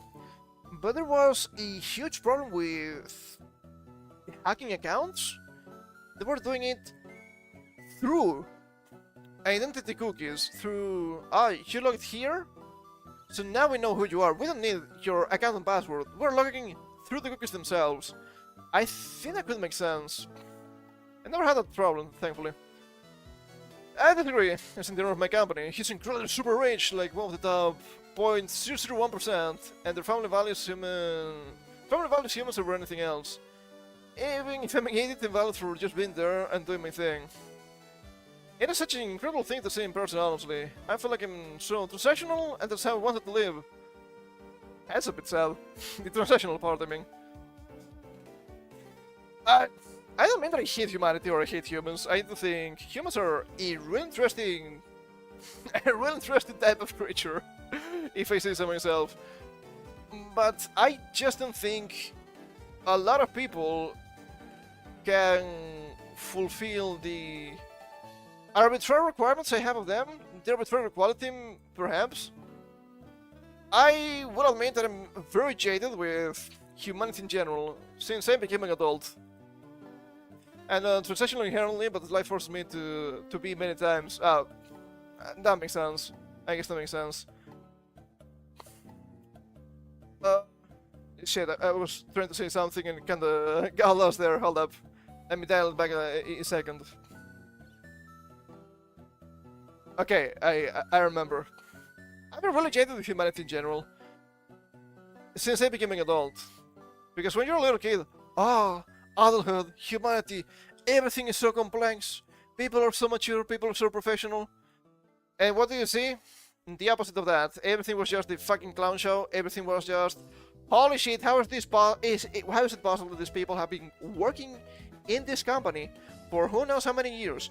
People being higher-ups and bosses just bitching and moaning about bullshit that doesn't matter like this was fucking high school, dude. Please. Please. Stop it. That's so true. It's so annoying. It doesn't really help me that several times in a row I had to deal with professionals in different walks of life, and they just happen to be insanely incompetent. I'm like, okay, how is it possible that I know more about your job than you? It's not my job! What are you doing? I was thinking about the other, not the middle management who thought exactly like that. Yeah, I know. I was not criticizing your boss or anything like that. I'm just talking about my lived experience that's heck invalid, okay? Is this Reddit now? Shit, I hope not. But I just see people getting worse and worse in quality, which drives me mad. People getting more stupid, people caring less and less about the actual important parts of life. And they just care about fucking nonsense that's just whatever. I don't know, man. It's tiresome. I know I'm not fit for normal society. What they keep telling? I live at the fringes of society. I'm not a normie, and I don't wish to be a normie.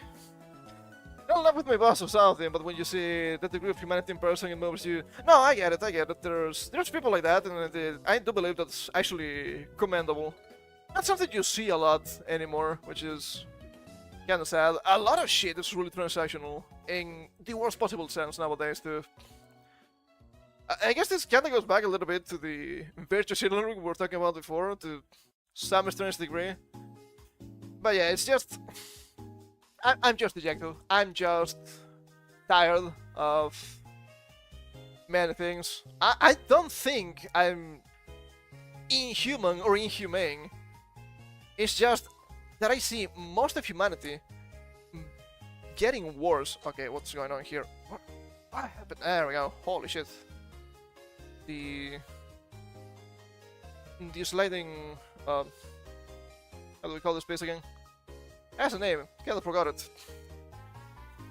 The sliding part with the keyboard is kinda stuck. It hadn't happened to me in many years, actually. That was a bit scary.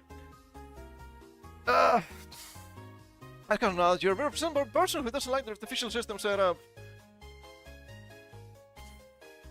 I know I say many times that it is unfair for me to compare myself to other people. And I don't think I hold myself to very unrealistic standards, but I don't think I hold normal people to those. If I did, I would go completely insane. I just think I hold people to the bare minimum of what humanity should be. And many times they fail. And the minimum of humanity, it's not an insane amount of insight, for example. It's just understand what you're looking at, and understand the words that are being said, and properly parse those. It's just proper communication. And I just don't see it. It's exactly what you mean. My stance are for myself, for everyone else, I have forgiveness. I don't think I'm that nice still. I do get really annoyed when trying to communicate with people in a very normal and mundane sense, right? Of how normal things work. I'm not talking about strange philosophy, mysticism, politics, or anything like that.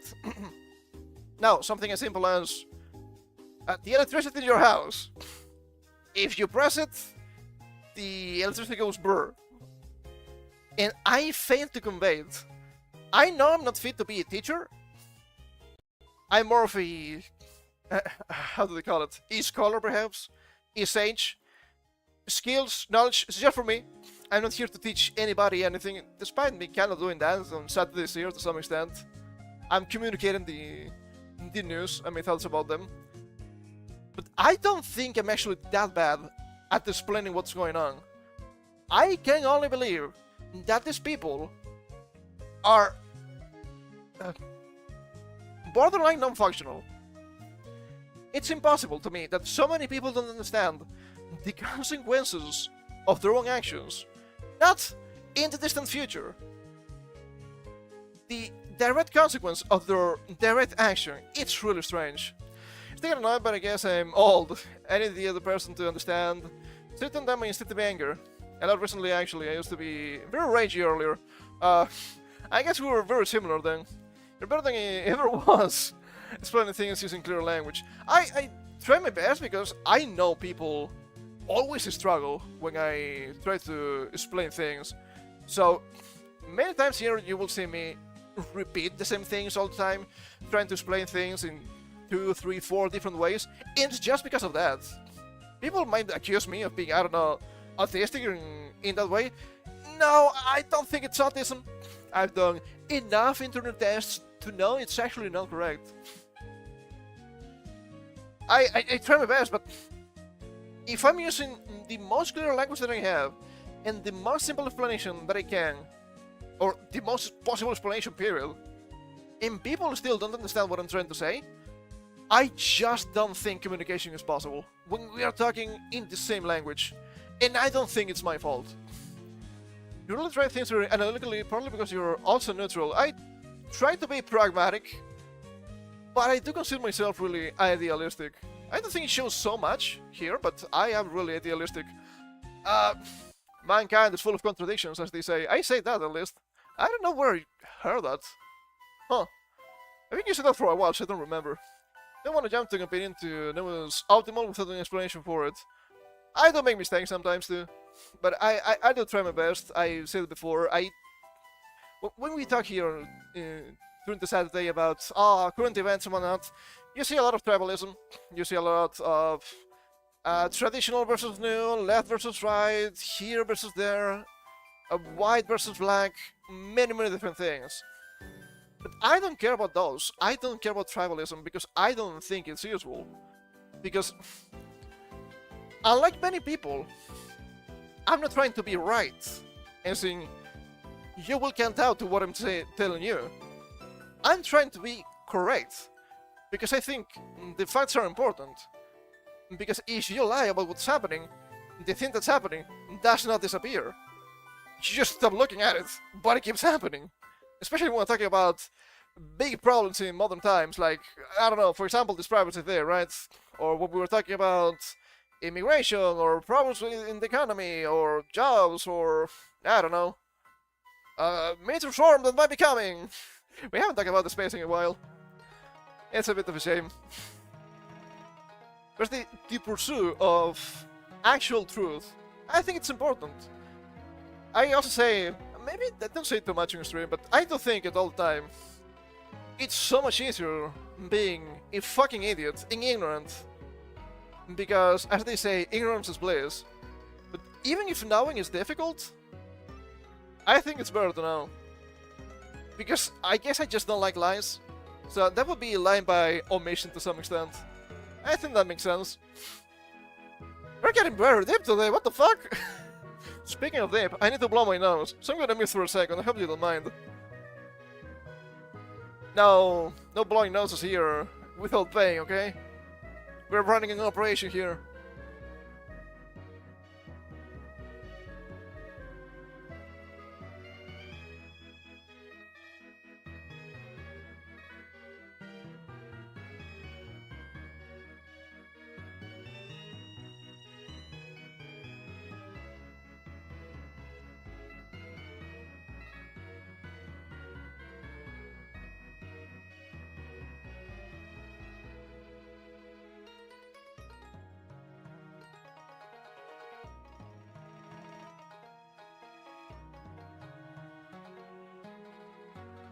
Without getting too much into another tangent, I'd like to mention, before getting into finishing this article, I know I'm not autistic, but I do relate to them a lot.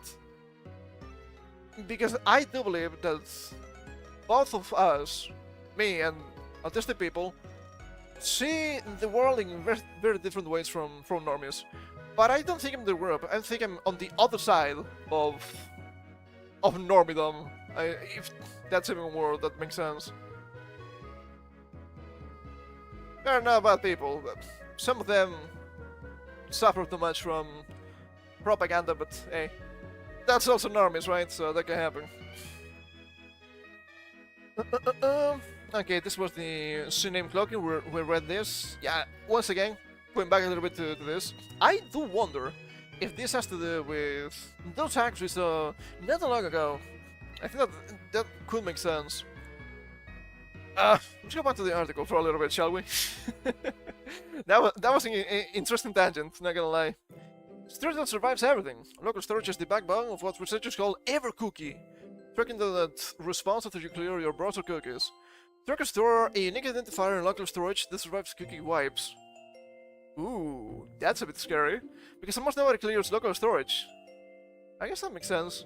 I guess it's also easier on phones if you have some sort of cleaner app, which I do believe they just come built in the phone nowadays. Was not the case back in the day. When I say back in the day, I mean early beginnings of Android, for sure. And there is IndexedDB, cache storage, and service workers, all usable as persistent identifiers. Service workers deserve particular attention. Once installed, they survive dev closure and browser restarts. Ooh, that makes sense. I actually don't know too much about service workers. Server staff and server security was never my forte.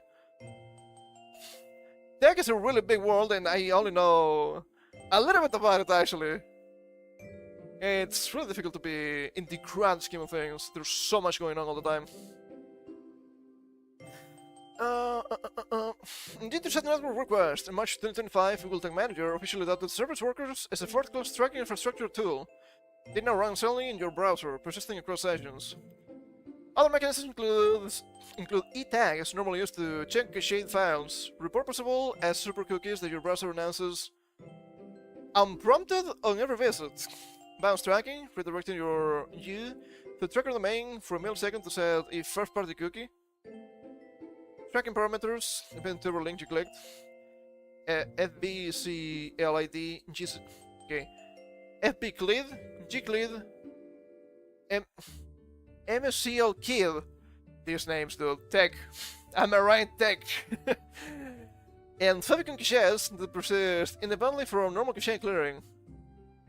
Favicon caches? Really? Of all possible things. What is a favicon, you might be asking? It's a mix of favorite icon. It's the tiny symbol your tabs have. Like on Twitter, the X for X. That's a fab icon. I think it said favicon. It's not a Rubicon, of course not. It's that. I was not expecting that could be used for tracking. I thought it was server-side completely, but I guess it kinda makes sense. I don't know nowadays, with bookmarks and all that, it's not something I have done in, holy shit, since I was a young teenager, not gonna lie. But back in the day, you could just configure your icons for your favorites, your bookmarks, and all that. So, maybe it has to do with that? I know that sometimes when you go through specific links, you can see this clearly on Twitter. They have different icons. Some versions might still have the Twitter bird, which is very strange. But you may see the normal black background with white X, or black background with a brownish X. I'm not sure what that means. But I guess that could be used for tracking purposes. Who would have known? Cybersecurity. A pretty big deal. The bottom line. Current ships with 30 plus active fingerprinting vectors, 30 plus distinct storage and tracking mechanisms, needed machine naming, cloaking protection, no fingerprinting defenses of any kind, third-party cookies still fully active with no removal timeline, the abandoned wreckage of a 6-year promise to fix all of this. It's somewhat insane. I guess that also explains why it's kinda fast. There's no checks and balances. That's why. It's fast because you don't have any protection. It's like the rogue running around with no armor. Maybe the monk would make more sense. They have an armor defense and all that. That's why. There's no protection. That's a bit scary. What you can do? Alternatives exist and work. Brave blocks more fingerprinting at the browser level. I do recommend Brave. I do have it on my phone with the new phone. I'm not using it enough. That's on me. I guess I don't really use browsers in general too much on my phone. Mostly Firefox for Twitter, and that's it. Firefox has meaningful potentials including Z-name, cloaking detection via DNS, and the reset fingerprinting setting. That's what you get from browsers built by organizations whose business models not targeted advertising. Once again, I need to remind people, Firefox not that good. Not that good. They show themselves to be a bit strange, a bit censorious, so maybe you need to take it with a grain of salt. I haven't seen that from Brave. I actually talked with Brave and this at some point. Brave is not good. They have the crypto stuff and whatnot. And I was like, okay, it's fine if you don't like Brave, but you're lying. Crypto stuff is optional, and on top of that, it's actually way better than Brave in Chrome. And I showed my test manager the kind of resources that we're using with the exact same tabs open. So, despite what you might believe, Brave is actually pretty good. So I don't want to see people hating on it, at least. If you don't like it, it's fine. It's fine. I'm not gonna tell you, you have to use it. I couldn't use Brave on my old phone, for example, so I get it. I get it. There's some hurdles to overcome. But I'm gonna tell you, try it. Try it. I convinced my mother to use it, and she's very happy with it. She's having way less trouble with Brave than with Firefox or Chrome. Firefox and Chrome sometimes choke, and there's not much you can do with it. But Brave doesn't, really. And that's nice. The surveillance industry isn't an answer threat. It is the infrastructure your browser runs if your browser is Chrome. Please stop using Chrome. I don't know if this is about all Chromium or just Google Chrome. I would be careful using Chrome. I guess not, right? Because I do believe Brave is Chromium and it doesn't have any of this. So you can add protection on top of that. That makes sense. That makes sense. They have some sources here. Yes, the BrowserGate scandal involving LinkedIn was really more about Chrome. They intend to Google your life. Try to Google a little bit the list. And it's that way people use Google products so much, because they're easy to use, they are just right there, and they've been pushed to you for more than a decade at this point, so I get it.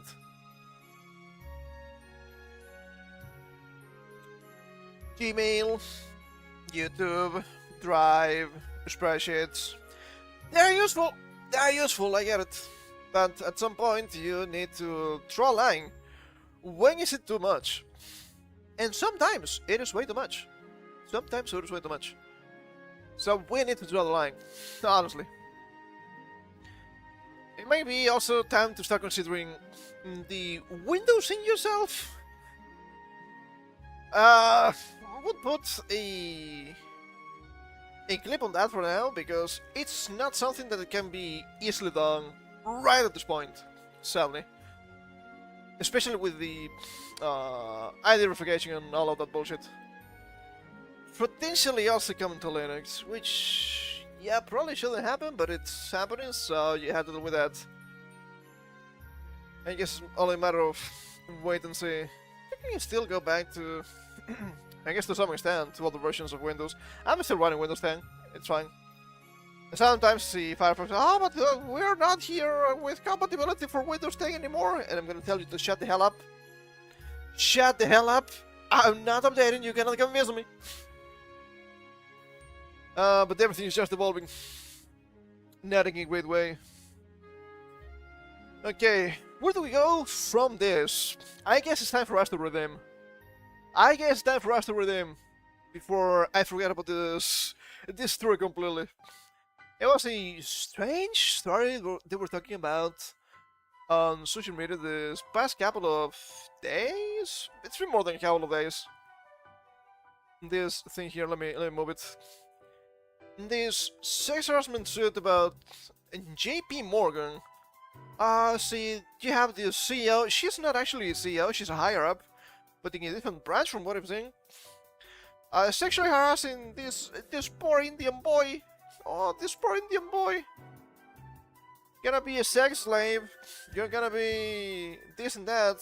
I bet your wife's Asian fish-faced wife doesn't have these canons.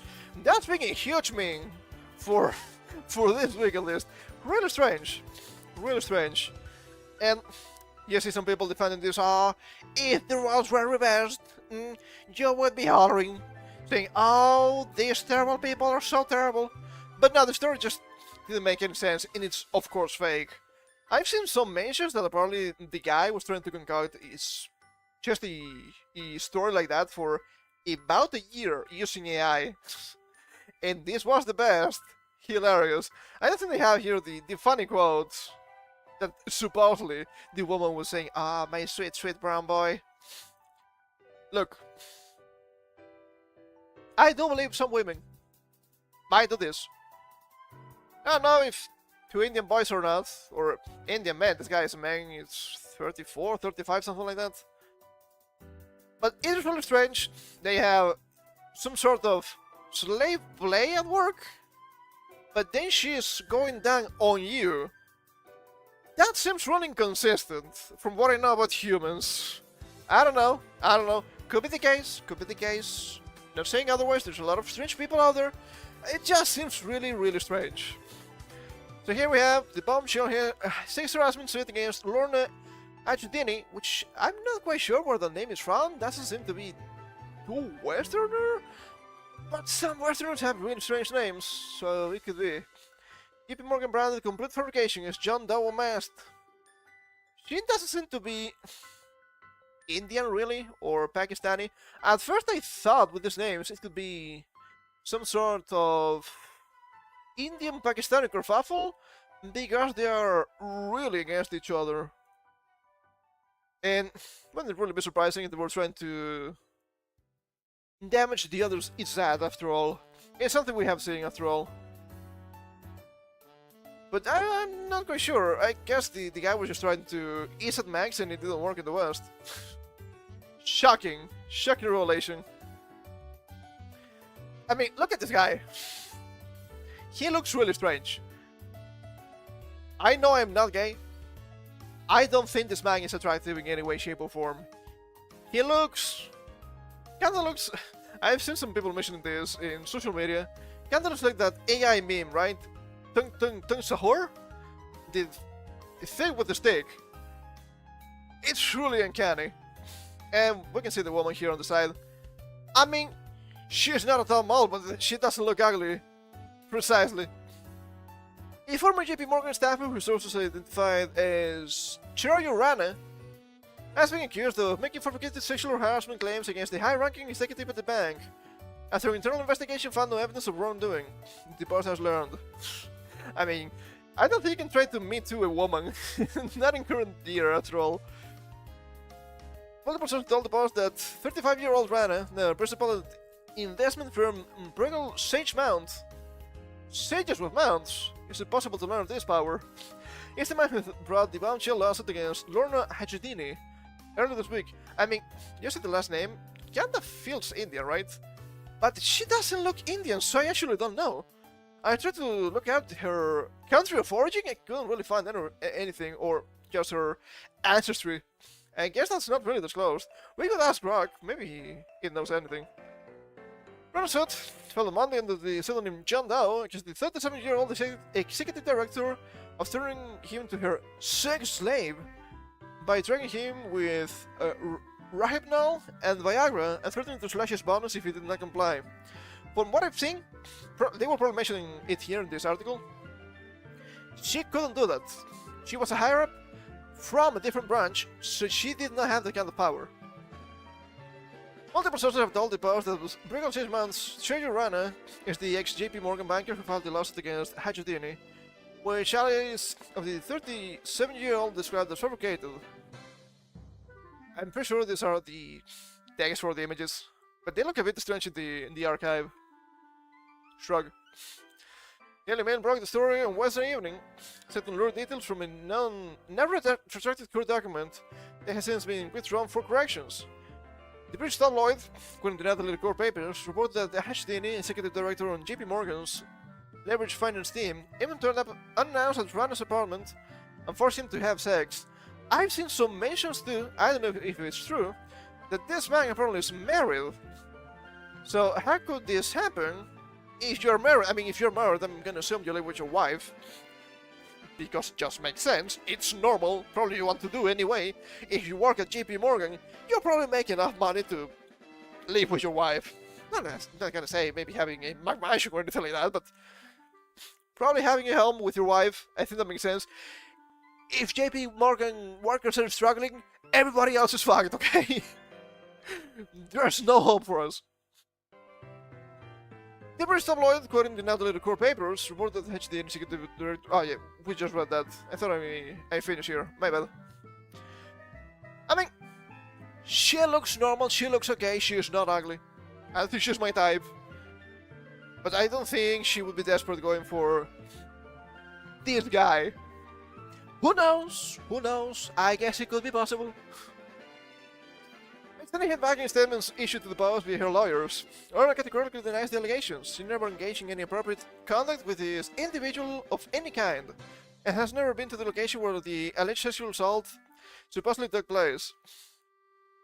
Rana did not reply to the Post's multiple requests for comment.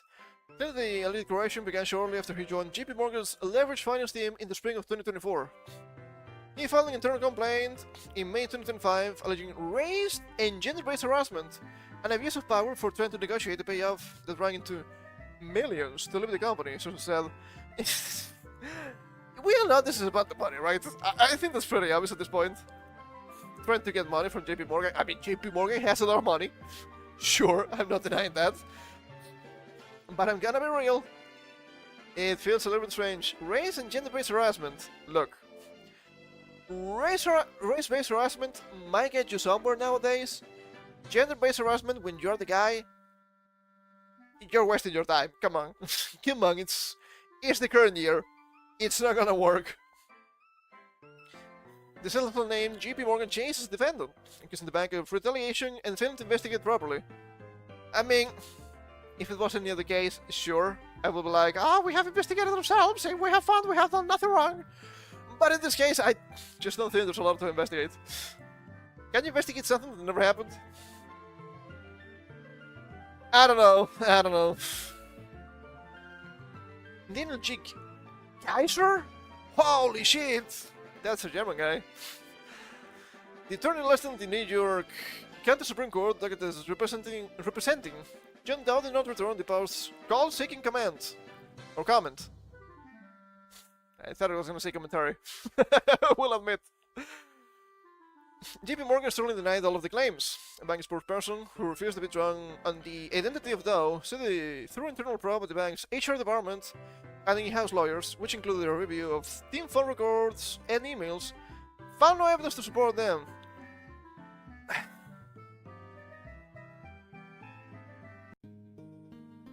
That's kind of a problem, right?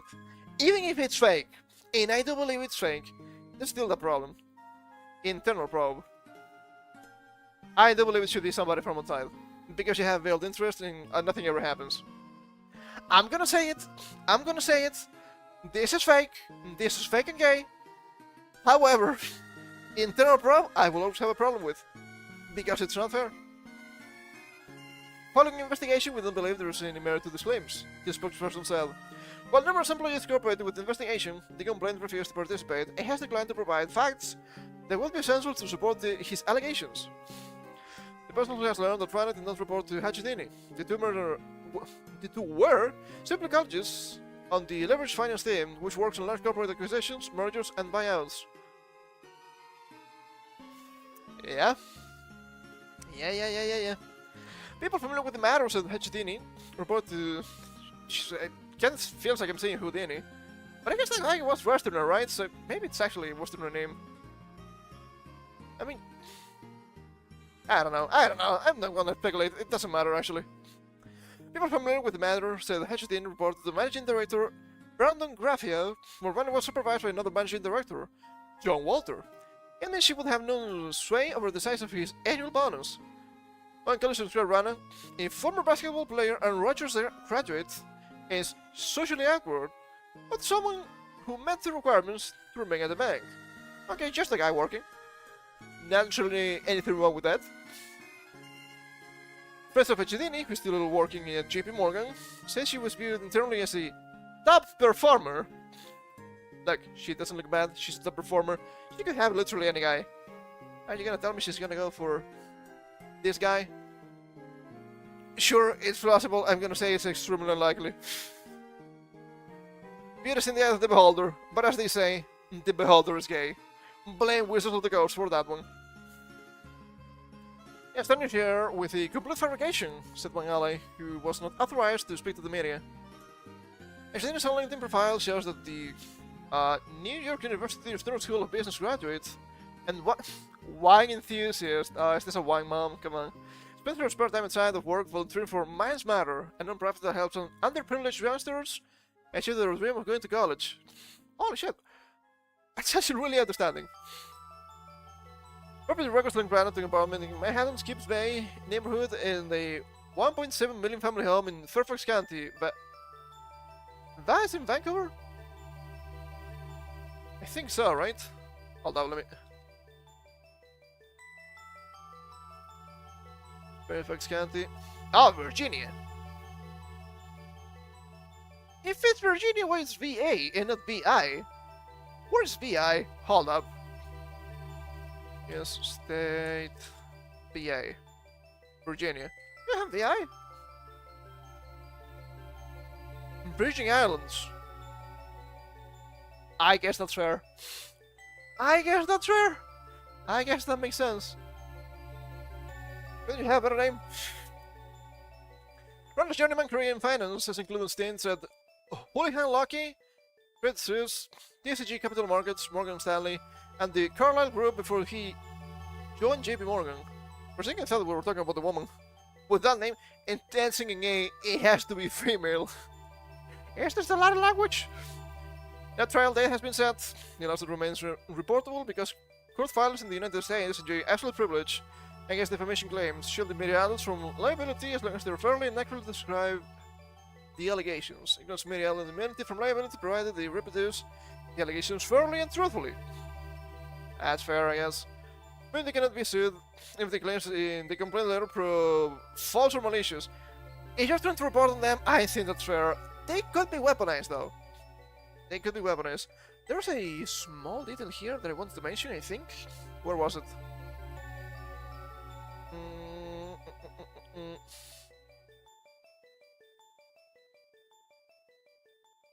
Maybe not.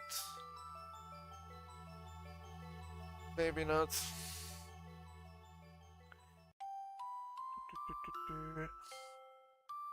No, I don't know.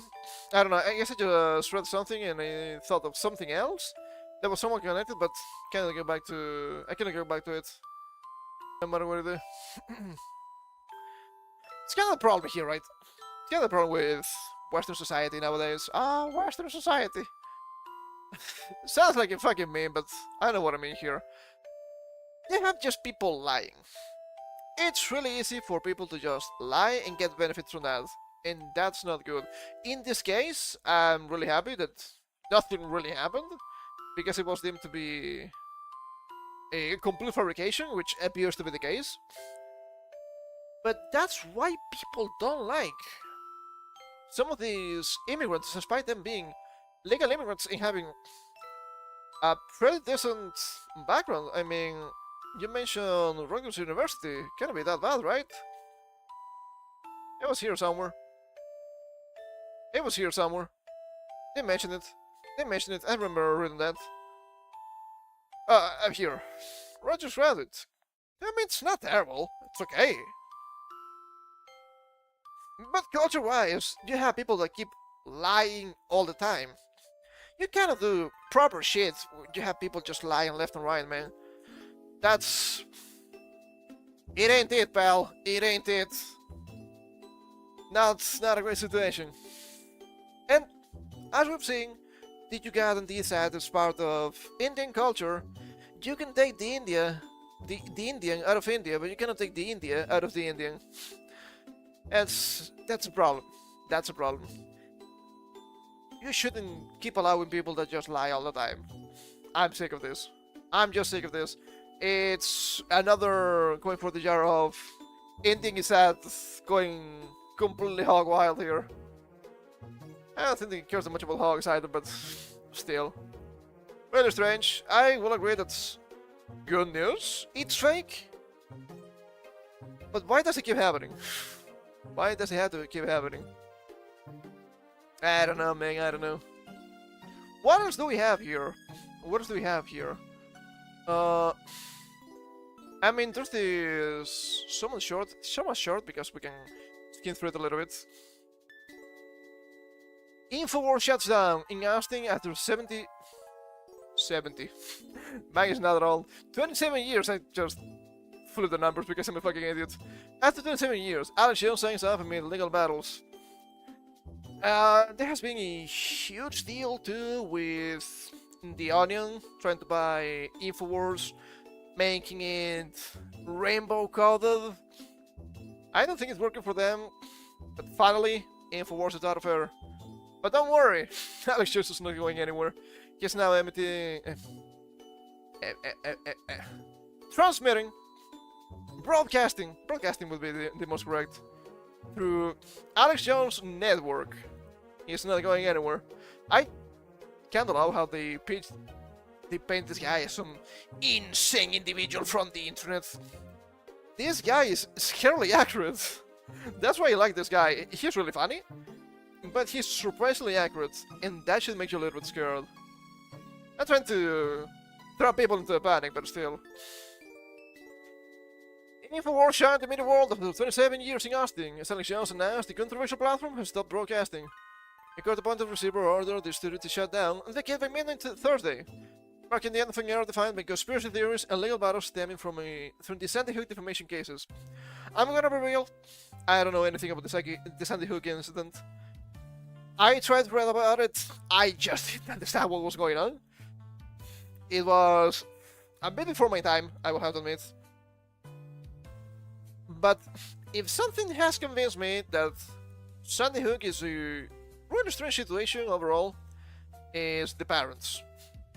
Because sure, I understand that defamation and whatnot is not nice. It is insane the amount of money they were asking of Alex Jones. This is Alex Jones, not Elon Musk. They were asking at points the equivalent of, was it France's GDP? Maybe it wasn't France, maybe it was another African country, I'm not sure.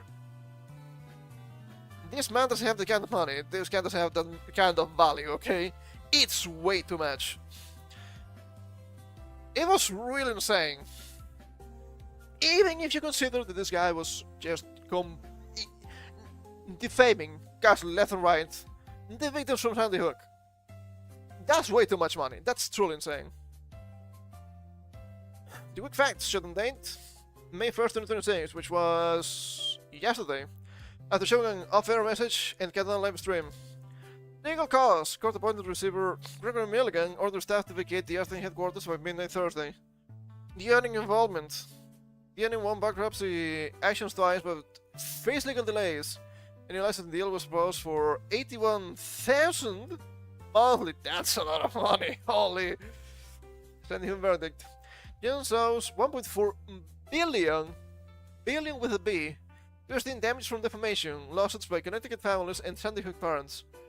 1.4 billion is still an insane amount of money for just defamation. Even if you think what he did was insanely ugly and shouldn't have happened, this is way too much. It's way too much. 27 years of InfoWars end after court-appointed receiver takes control.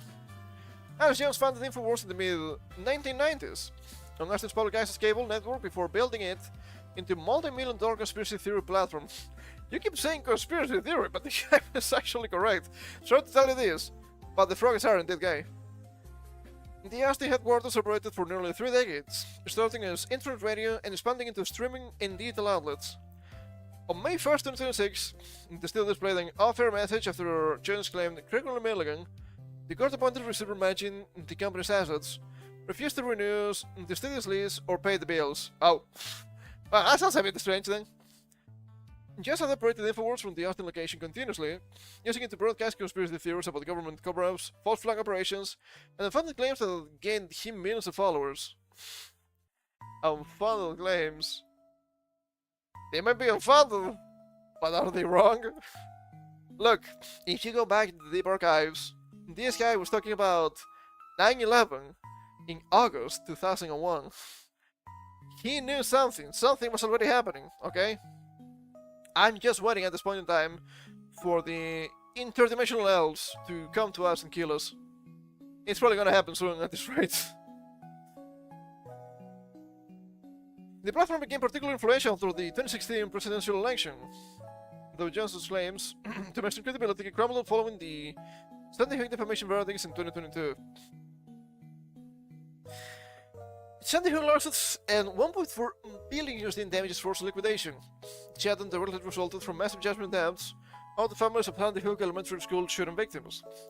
After Jones claimed to on air in 2017. Oh, it's actually later than expected. But I didn't really follow Alex Jones. I will say as much. After Jones claimed on air in 2017 that the 2012 massacre, okay, yeah, the actual massacre was way before I was looking at current events, was a hoax with completely fake with actors when it him in Connecticut and Texas. Judge Maya Gura Gamble. Well, now that explains the money. Always be gambling, fuck. Presented over the Texas case where Jones was found liable for defamation, getting Connecticut judgment totaling 1.4 billion in damages. The Sandy Hook family sought to force InfoWars to liquidation to satisfy the judgment debt.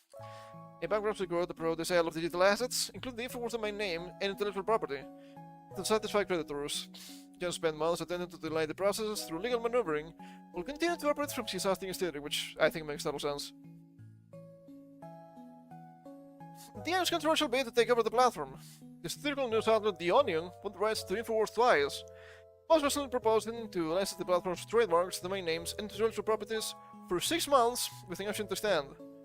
Under the plan comedian Tim Heidecker, which, for him to be a comedian, maybe he should be funny, would oversee the site's transformation into parody content mocking Jones.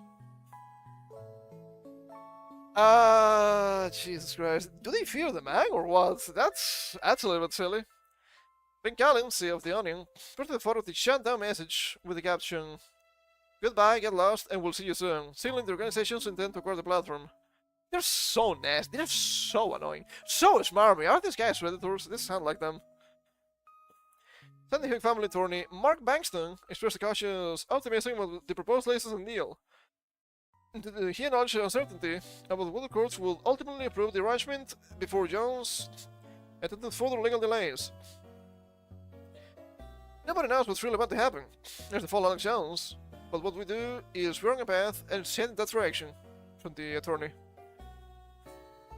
From Austin Owl crackpot to mainstream conspiracy kingpin, and this is my king, okay? Show some respect.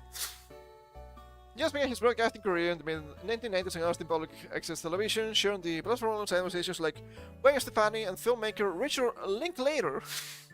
How later, though? He initially appeared as a harmless conspiracist, ranting about black helicopters and government cover-ups, alongside of the fringe content that audiences dismissed as entertainment.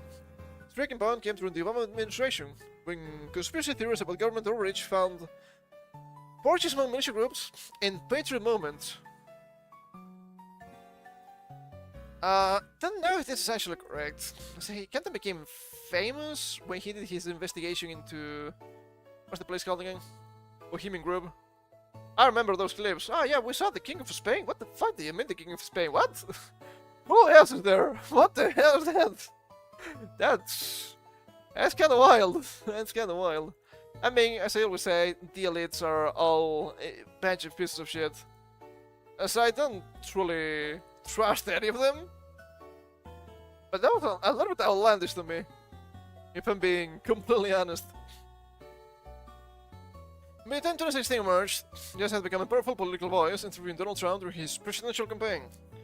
The shift from overlooking eccentric to mainstream influence corrupted both Jones and his audience, replacing skepticism with radicalization. His supplement business, selling products like Brain Force Plus and Super Male Vitality. Hey, what about video games? It's a fun video game, sure, but fun. Generated millions from paranoiacs who believed his self-claims despite dubious scientific evidence. I mean, it's kind of a crazy name, but Andy just pretty much amphetamines, like the kind you can just buy in the store. What happens to Jones and InfoWars after May 2026? The immediate future remains unclear despite the broadcast shutdown. Jones continues streaming on AlexJonesLive.com even after InfoWars went offline, suggesting he may attempt to maintain an online presence despite the current appointment receiver's orders. I don't think you can avoid that. If you can have an online presence in the current day, that's pretty much jail. Instead, Rex launched a podcast with its own audience, potentially allowing the Jones family to continue spreading conspiracy theories under new platforms and formats. You keep calling them conspiracy theories, but they keep turning true, so I don't know what to tell you, man. Look. The frogs are gay. The Chinese are making human-animal chimeras. And we're gonna see the interdimensional elves sooner rather than later, okay? There's nothing you can do about that. That's what's going on. The damage from 27 years of InfoWars broadcasting has already shaped American politics irreparably, influencing militia movements, putting the strength of institutions, and normalizing conspiracy theories across mainstream audiences. You keep saying that as if that's wrong. Look, are you gonna trust the institutions? You shouldn't, especially not Big Pharma. And these conspiracy theories just become true in about 6 months nowadays, okay? You don't even need to wait years for that to happen. Come on now.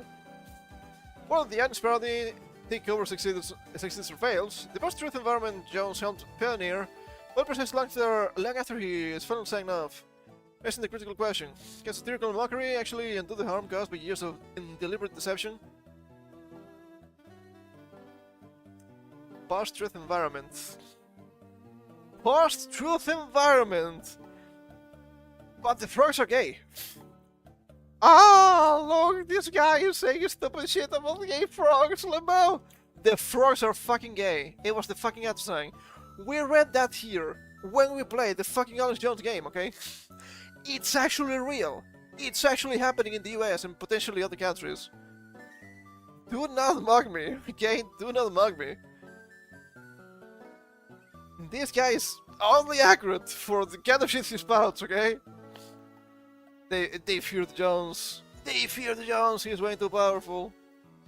My goodness. What is even going on here? It's kind of a shame that happened, but I guess that's to be expected to some extent. They hate this guy, and Sandy Hook defamation case was just monkey business. It was true blue monkey business, dude. Holy shit, so fucked up. So fucked up. And how about we sign up for today with a couple of more chill articles about dinosaurs and animals in general. Sounds good, doesn't it? Speaking of conspiracy theories, let's talk about one of my favorite ones. The Loch Ness Monster. First neo-Nazi sightings in Mount Night Mystery of the Loch Ness Monster from April 15th, a couple of weeks ago. The Loch Ness Monster has been spotted twice within just a few days after months without a glimpse of Scotland's most elusive creature. American tourist Tony Inhorn okay, was the first to report the sighting on March 1st after seeing a dark greenish grey body that rose 2 feet out of the water near the opening for the Caledonian Canal. The lump, which Tony sketched down, measured around 5 to 10 feet across. I mean, not huge, but noticeable. In comments reposted on the official Loch Ness Monster Sightings Register, he said, at 10:30 AM, just near the opening for the Caledonian Canal, I saw the dark greenish grey body of what appears to be Nessie emerge from the water. Still from the sighting via webcam. I mean, I guess it could be, or maybe it's not, right? I don't know. Basing its movements and proportions, estimated it was either the top of Nessie, her back, or the side, suggesting that she may have been emerging at a 45-degree angle. That's a bit strange, but I guess not impossible. Depends on the morphology of the animal itself. She came about 2 feet out of the water, and her exposed portion was about 5 to 10 feet in length. Oh wait, 5 to 10 feet. Yeah, no, that 5 to 10 feet is actually pretty noticeable, right? Would be... how much is 10 feet? More than 3 meters, right? Yeah, it's about 3 meters. Right? God damn it. Feet to meters. Yeah, it's about 3 meters. I was not incorrect. My calculations were right. I was just joking a little bit for a second. I mean, that's not nothing. I thought it was a bit smaller. A quick exchange with his metric systems. I do make mistakes a lot of the time still. She was about 15 feet from the boat that was on. She hovered for about 5 seconds and dipped back into the water. Like, oh, why did you take a picture with your phone? 5 seconds? It's probably not enough time. And I'm gonna be real. If I was in this situation, I probably wouldn't think about the phone, okay? Omnis, Ghosts, Nessie. I just wouldn't. It's not in my nature to just take out the phone and pop, take a picture. Maybe if I went directly just to try and find Nessie, maybe I would be more prepared, because of course you need actual proof. I don't know, I think I would be a bit stunned. Her body marched against the chip of the surf, but appeared clearly defined against the waves. Led me to believe it wasn't just the current. Tony was the first person to report in this sighting, either in person or via webcam since late October. The second report of the year came via webcam, with Eowyn Pagan. I'm being careful with the last name, please understand. Staying in mysterious moment and shape on the visiting Inverness Loch Ness webcam near the Classman Hotel. Classman with the C, okay? This is not the US. He said the unknown object broke the surface 4 times, rose and dipped, while moving against the current around 5:20 PM March the 5th. For a second I thought they were gonna say speed. I don't know why. I don't know why I thought that. The official Loch Ness Monster Sighting Register explained that, as well as moving against the prevailing current in the area, the water was clouded with only a slight ripple on the surface. No vessel had been visible before or after the sighting, potentially ruling out possible boat wakes. That makes sense. The sighting was about 200 yards out from the pier at the Clansman. God damn it! The fuck is a yard? Jeez, I don't remember. A yard is a little bit less than a meter, so 200 yards, 180 meters. That means a reasonable number. I think the first time I encountered a yards measurement was, well, I was reading The Hobbit. I was like, what the fuck is this? What the hell is a yard? That was a bit strange. In November 2024, it was claimed standing waves, a natural phenomenon, could be behind sightings of the elusive beast. Alan McKenna, founder of Loch Ness Exploration, LNE, said these waves could be mistaken. Waves, but not waves, okay? These waves could be mistaken for humps above the surface. Okay, sure. What about the other guy? I don't think the guy would be lying to us, but I guess it's possible. I do hope to see actual Nessie being confirmed in my lifetime, okay? It may or may not happen. Do I need to go there and find it? Jeez. I guess it's kind of funny, right? How Pokemon games have their own Nessie event. Pokemon Gen 2, the Friday Lapras. That's funny to me. Nessie. What do they have here? Ah, yeah, this thing is a bit scary. I haven't seen anybody talking about this. Fish replies by growing numbers of zombie fish deep in Lake Superior. They look a little bit weird, a little bit thing. This is from April 24th, 2026, last week. Oh, that's a bit annoying. I think that's gonna be a big deal. Let us read! The zombie apocalypse is here. There's something fishy going on in the frigid dark depths of Lake Superior. Okay, where's that located actually? The Great Lakes? Yeah, it's North America. Okay, yeah, it's that thing between the US and Canada. That's Wisconsin. That's Michigan. Minnesota, Ontario. That thing, okay. Okay. It's actually that thing that separates... that takes a chunk out of Wisconsin and it gives it to Michigan. Apparently. That's really strange. In the deepest part of the lake, a quarter mile below the surface, researchers are discovering a growing number of extraordinarily thin lake trout that weigh about half their typical healthy body weight. Scientists have dubbed them zombie fish. The fish are so skinny they look like they're suffering from a famine, said Sean Sitar. That's an instrument, right? The sitar, I think. A fisheries research biologist for the Michigan Department of Natural Resources. So emaciated these are, he said. Scientists don't know yet what's behind the phenomenon, or if there's even a problem. Researchers are first trying to determine what's causing the severely underweight fish, what the long-term implications might be, and then, if something is necessary, what we can do to prevent that from being a problem, said Craig McClinchy. The clincher. It's gonna paralyze you, be careful. Legislative Affairs and Policy Director for the Great Lakes Fishery Commission. The condition is occurring in one of 4 subspecies of lake trout known as Saskawats that live in the deepest part of the lake. They have that to have very high body fat content, which allows them to survive in such harsh conditions. They should be very robust, and here we have the comparison. They also look a little bit more red. That's a bit strange. By the stats, some fish they've surveyed have only about a third of the fat content of healthy fish, of the same age and length. Kind of wonder if this is a new evolution for them, or some sort of sickness. They look gaunt, and like they're being stretched thin. Some of them have deformed spines. Ooh, yeah, that doesn't seem like a positive evolution. Sitar Hiscalgus. That's a funny last name, come on. Sitar Hiscalgus were the first to document that Saskawats and other fish live in the deepest part of Lake Superior, more than 1300 feet below the surface, about 30 miles north of Picture Rock's natural lakeshore in Munson, Manchester, Michigan, I'm assuming.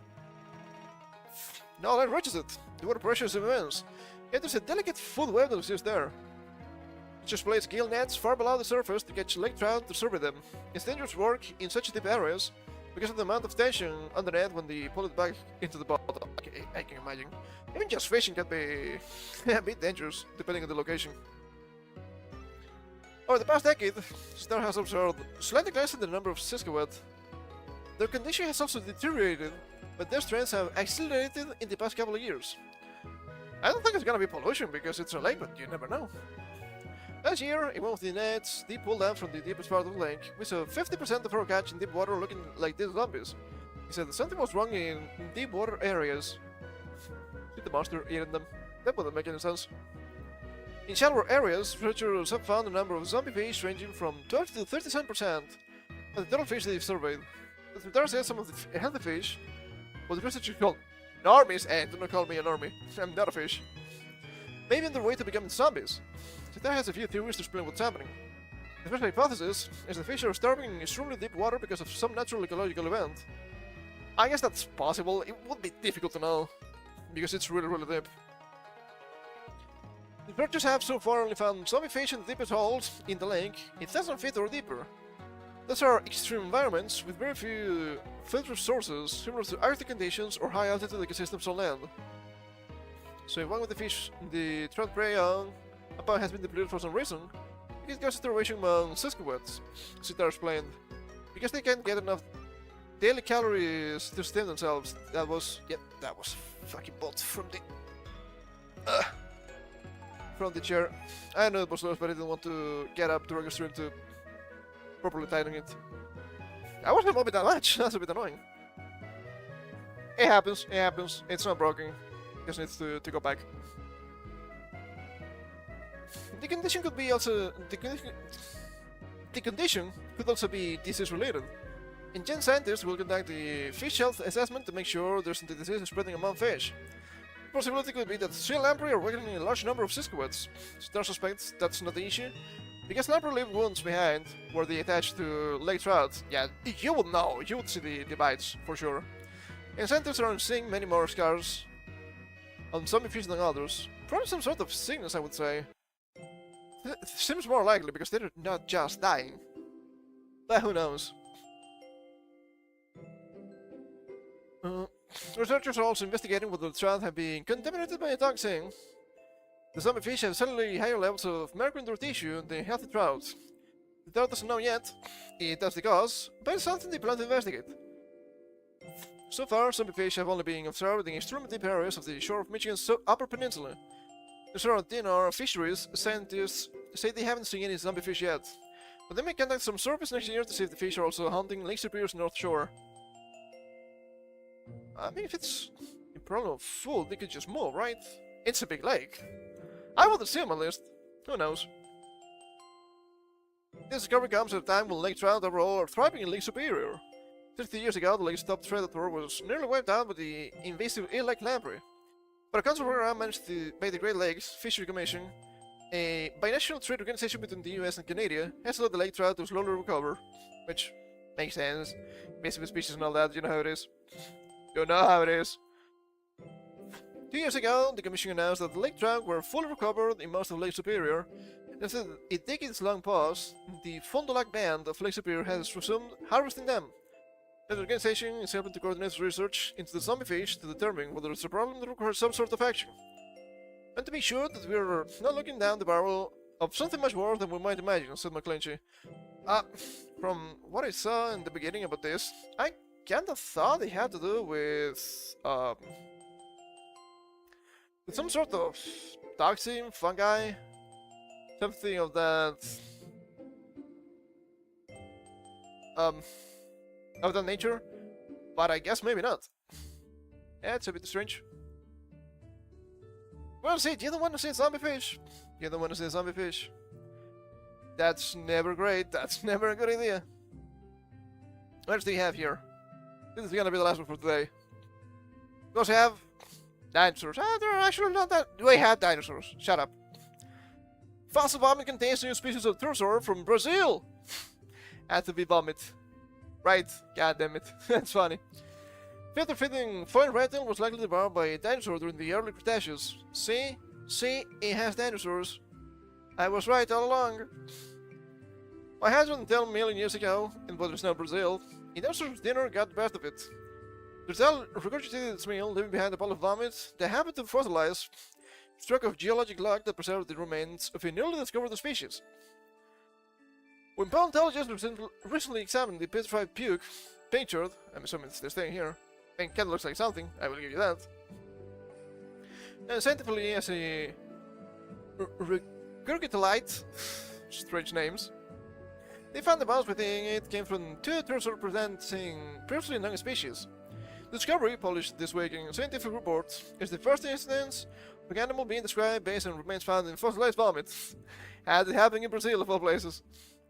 They named the new pterosaur Akribu Waritsu, which means come mouth in indigenous Carrero language, spoken in northeastern Brazil's Araripe region? I'm not quite sure how you're meant to say this.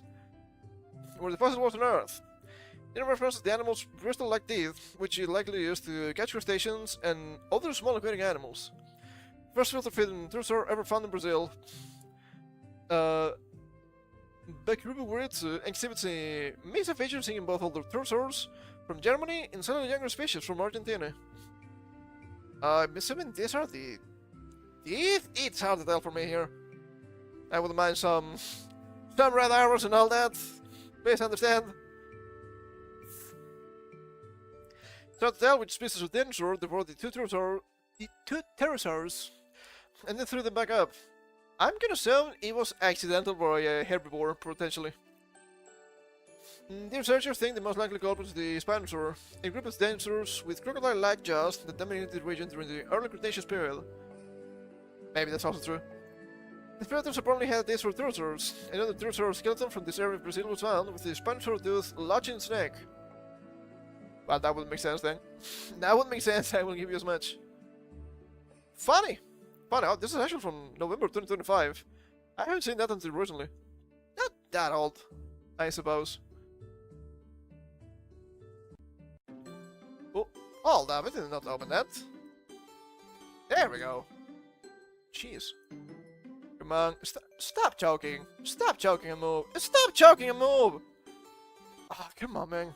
That's why you hate some of these browsers. They just choke all the time on me. It's not funny, okay? It's not fun. Come on.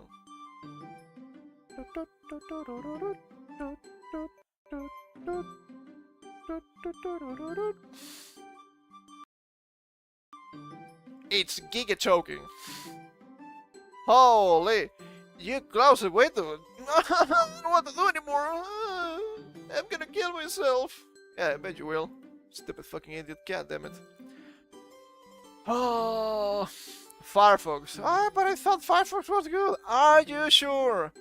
I just don't see it, man. I just don't see it. It's not real. Firefox hasn't heard you. Shit, I wish that was the case. But no, it's not the case. He actually heard me. And it will hurt me at this rate. It's gonna hit me. I don't like that. I don't like that. So ass. So ass. Just joking ghastly. Jesus Christ. These websites are gonna be the end of me. Anyway, I guess that's gonna be it for today. So, plan for next week. Monday, Dragon Quest 6. Wednesday, Demon World DS. Potential finale for the series. We might finish the game. Which is nice. Thursday, I haven't thought of anything else yet, so I guess it's quite likely that we will see me trying to play or check out Adventure Quest 3D. The award-winning MMO! I don't think it has won any awards, but hey, you never know. And more yapping on Saturday. I will try my best to release the highlights for Legacy of Goku 2 on Friday. Friday next week. The day before Piccolo's Day. So that check us out. I must finish with some stuff that I was doing for the thumbnail, so potentially could be finished today. But I think it kind of makes sense for me to wait until Pickle's Day. Makes a bit more sense. And then after that, we might start considering more Dragon Ball soon, at some point. That'll be cool. That's nice. We like Dragon Ball. Dragon Ball's cool. Dragon Ball's fun. So yeah, that's the deal. That's the deal for this next week. I will need to finish the achievements for Demon World on my own, but that's fine. We know that. It's not a big deal. So yeah, that's it. So, thank you for coming. I hope you have some fun. Come back on Monday for more Dragon Quest. Until then, you know the rules. Be careful, okay? Be careful with the zombie fish and the dinosaur vomit. Because I don't think that will help you.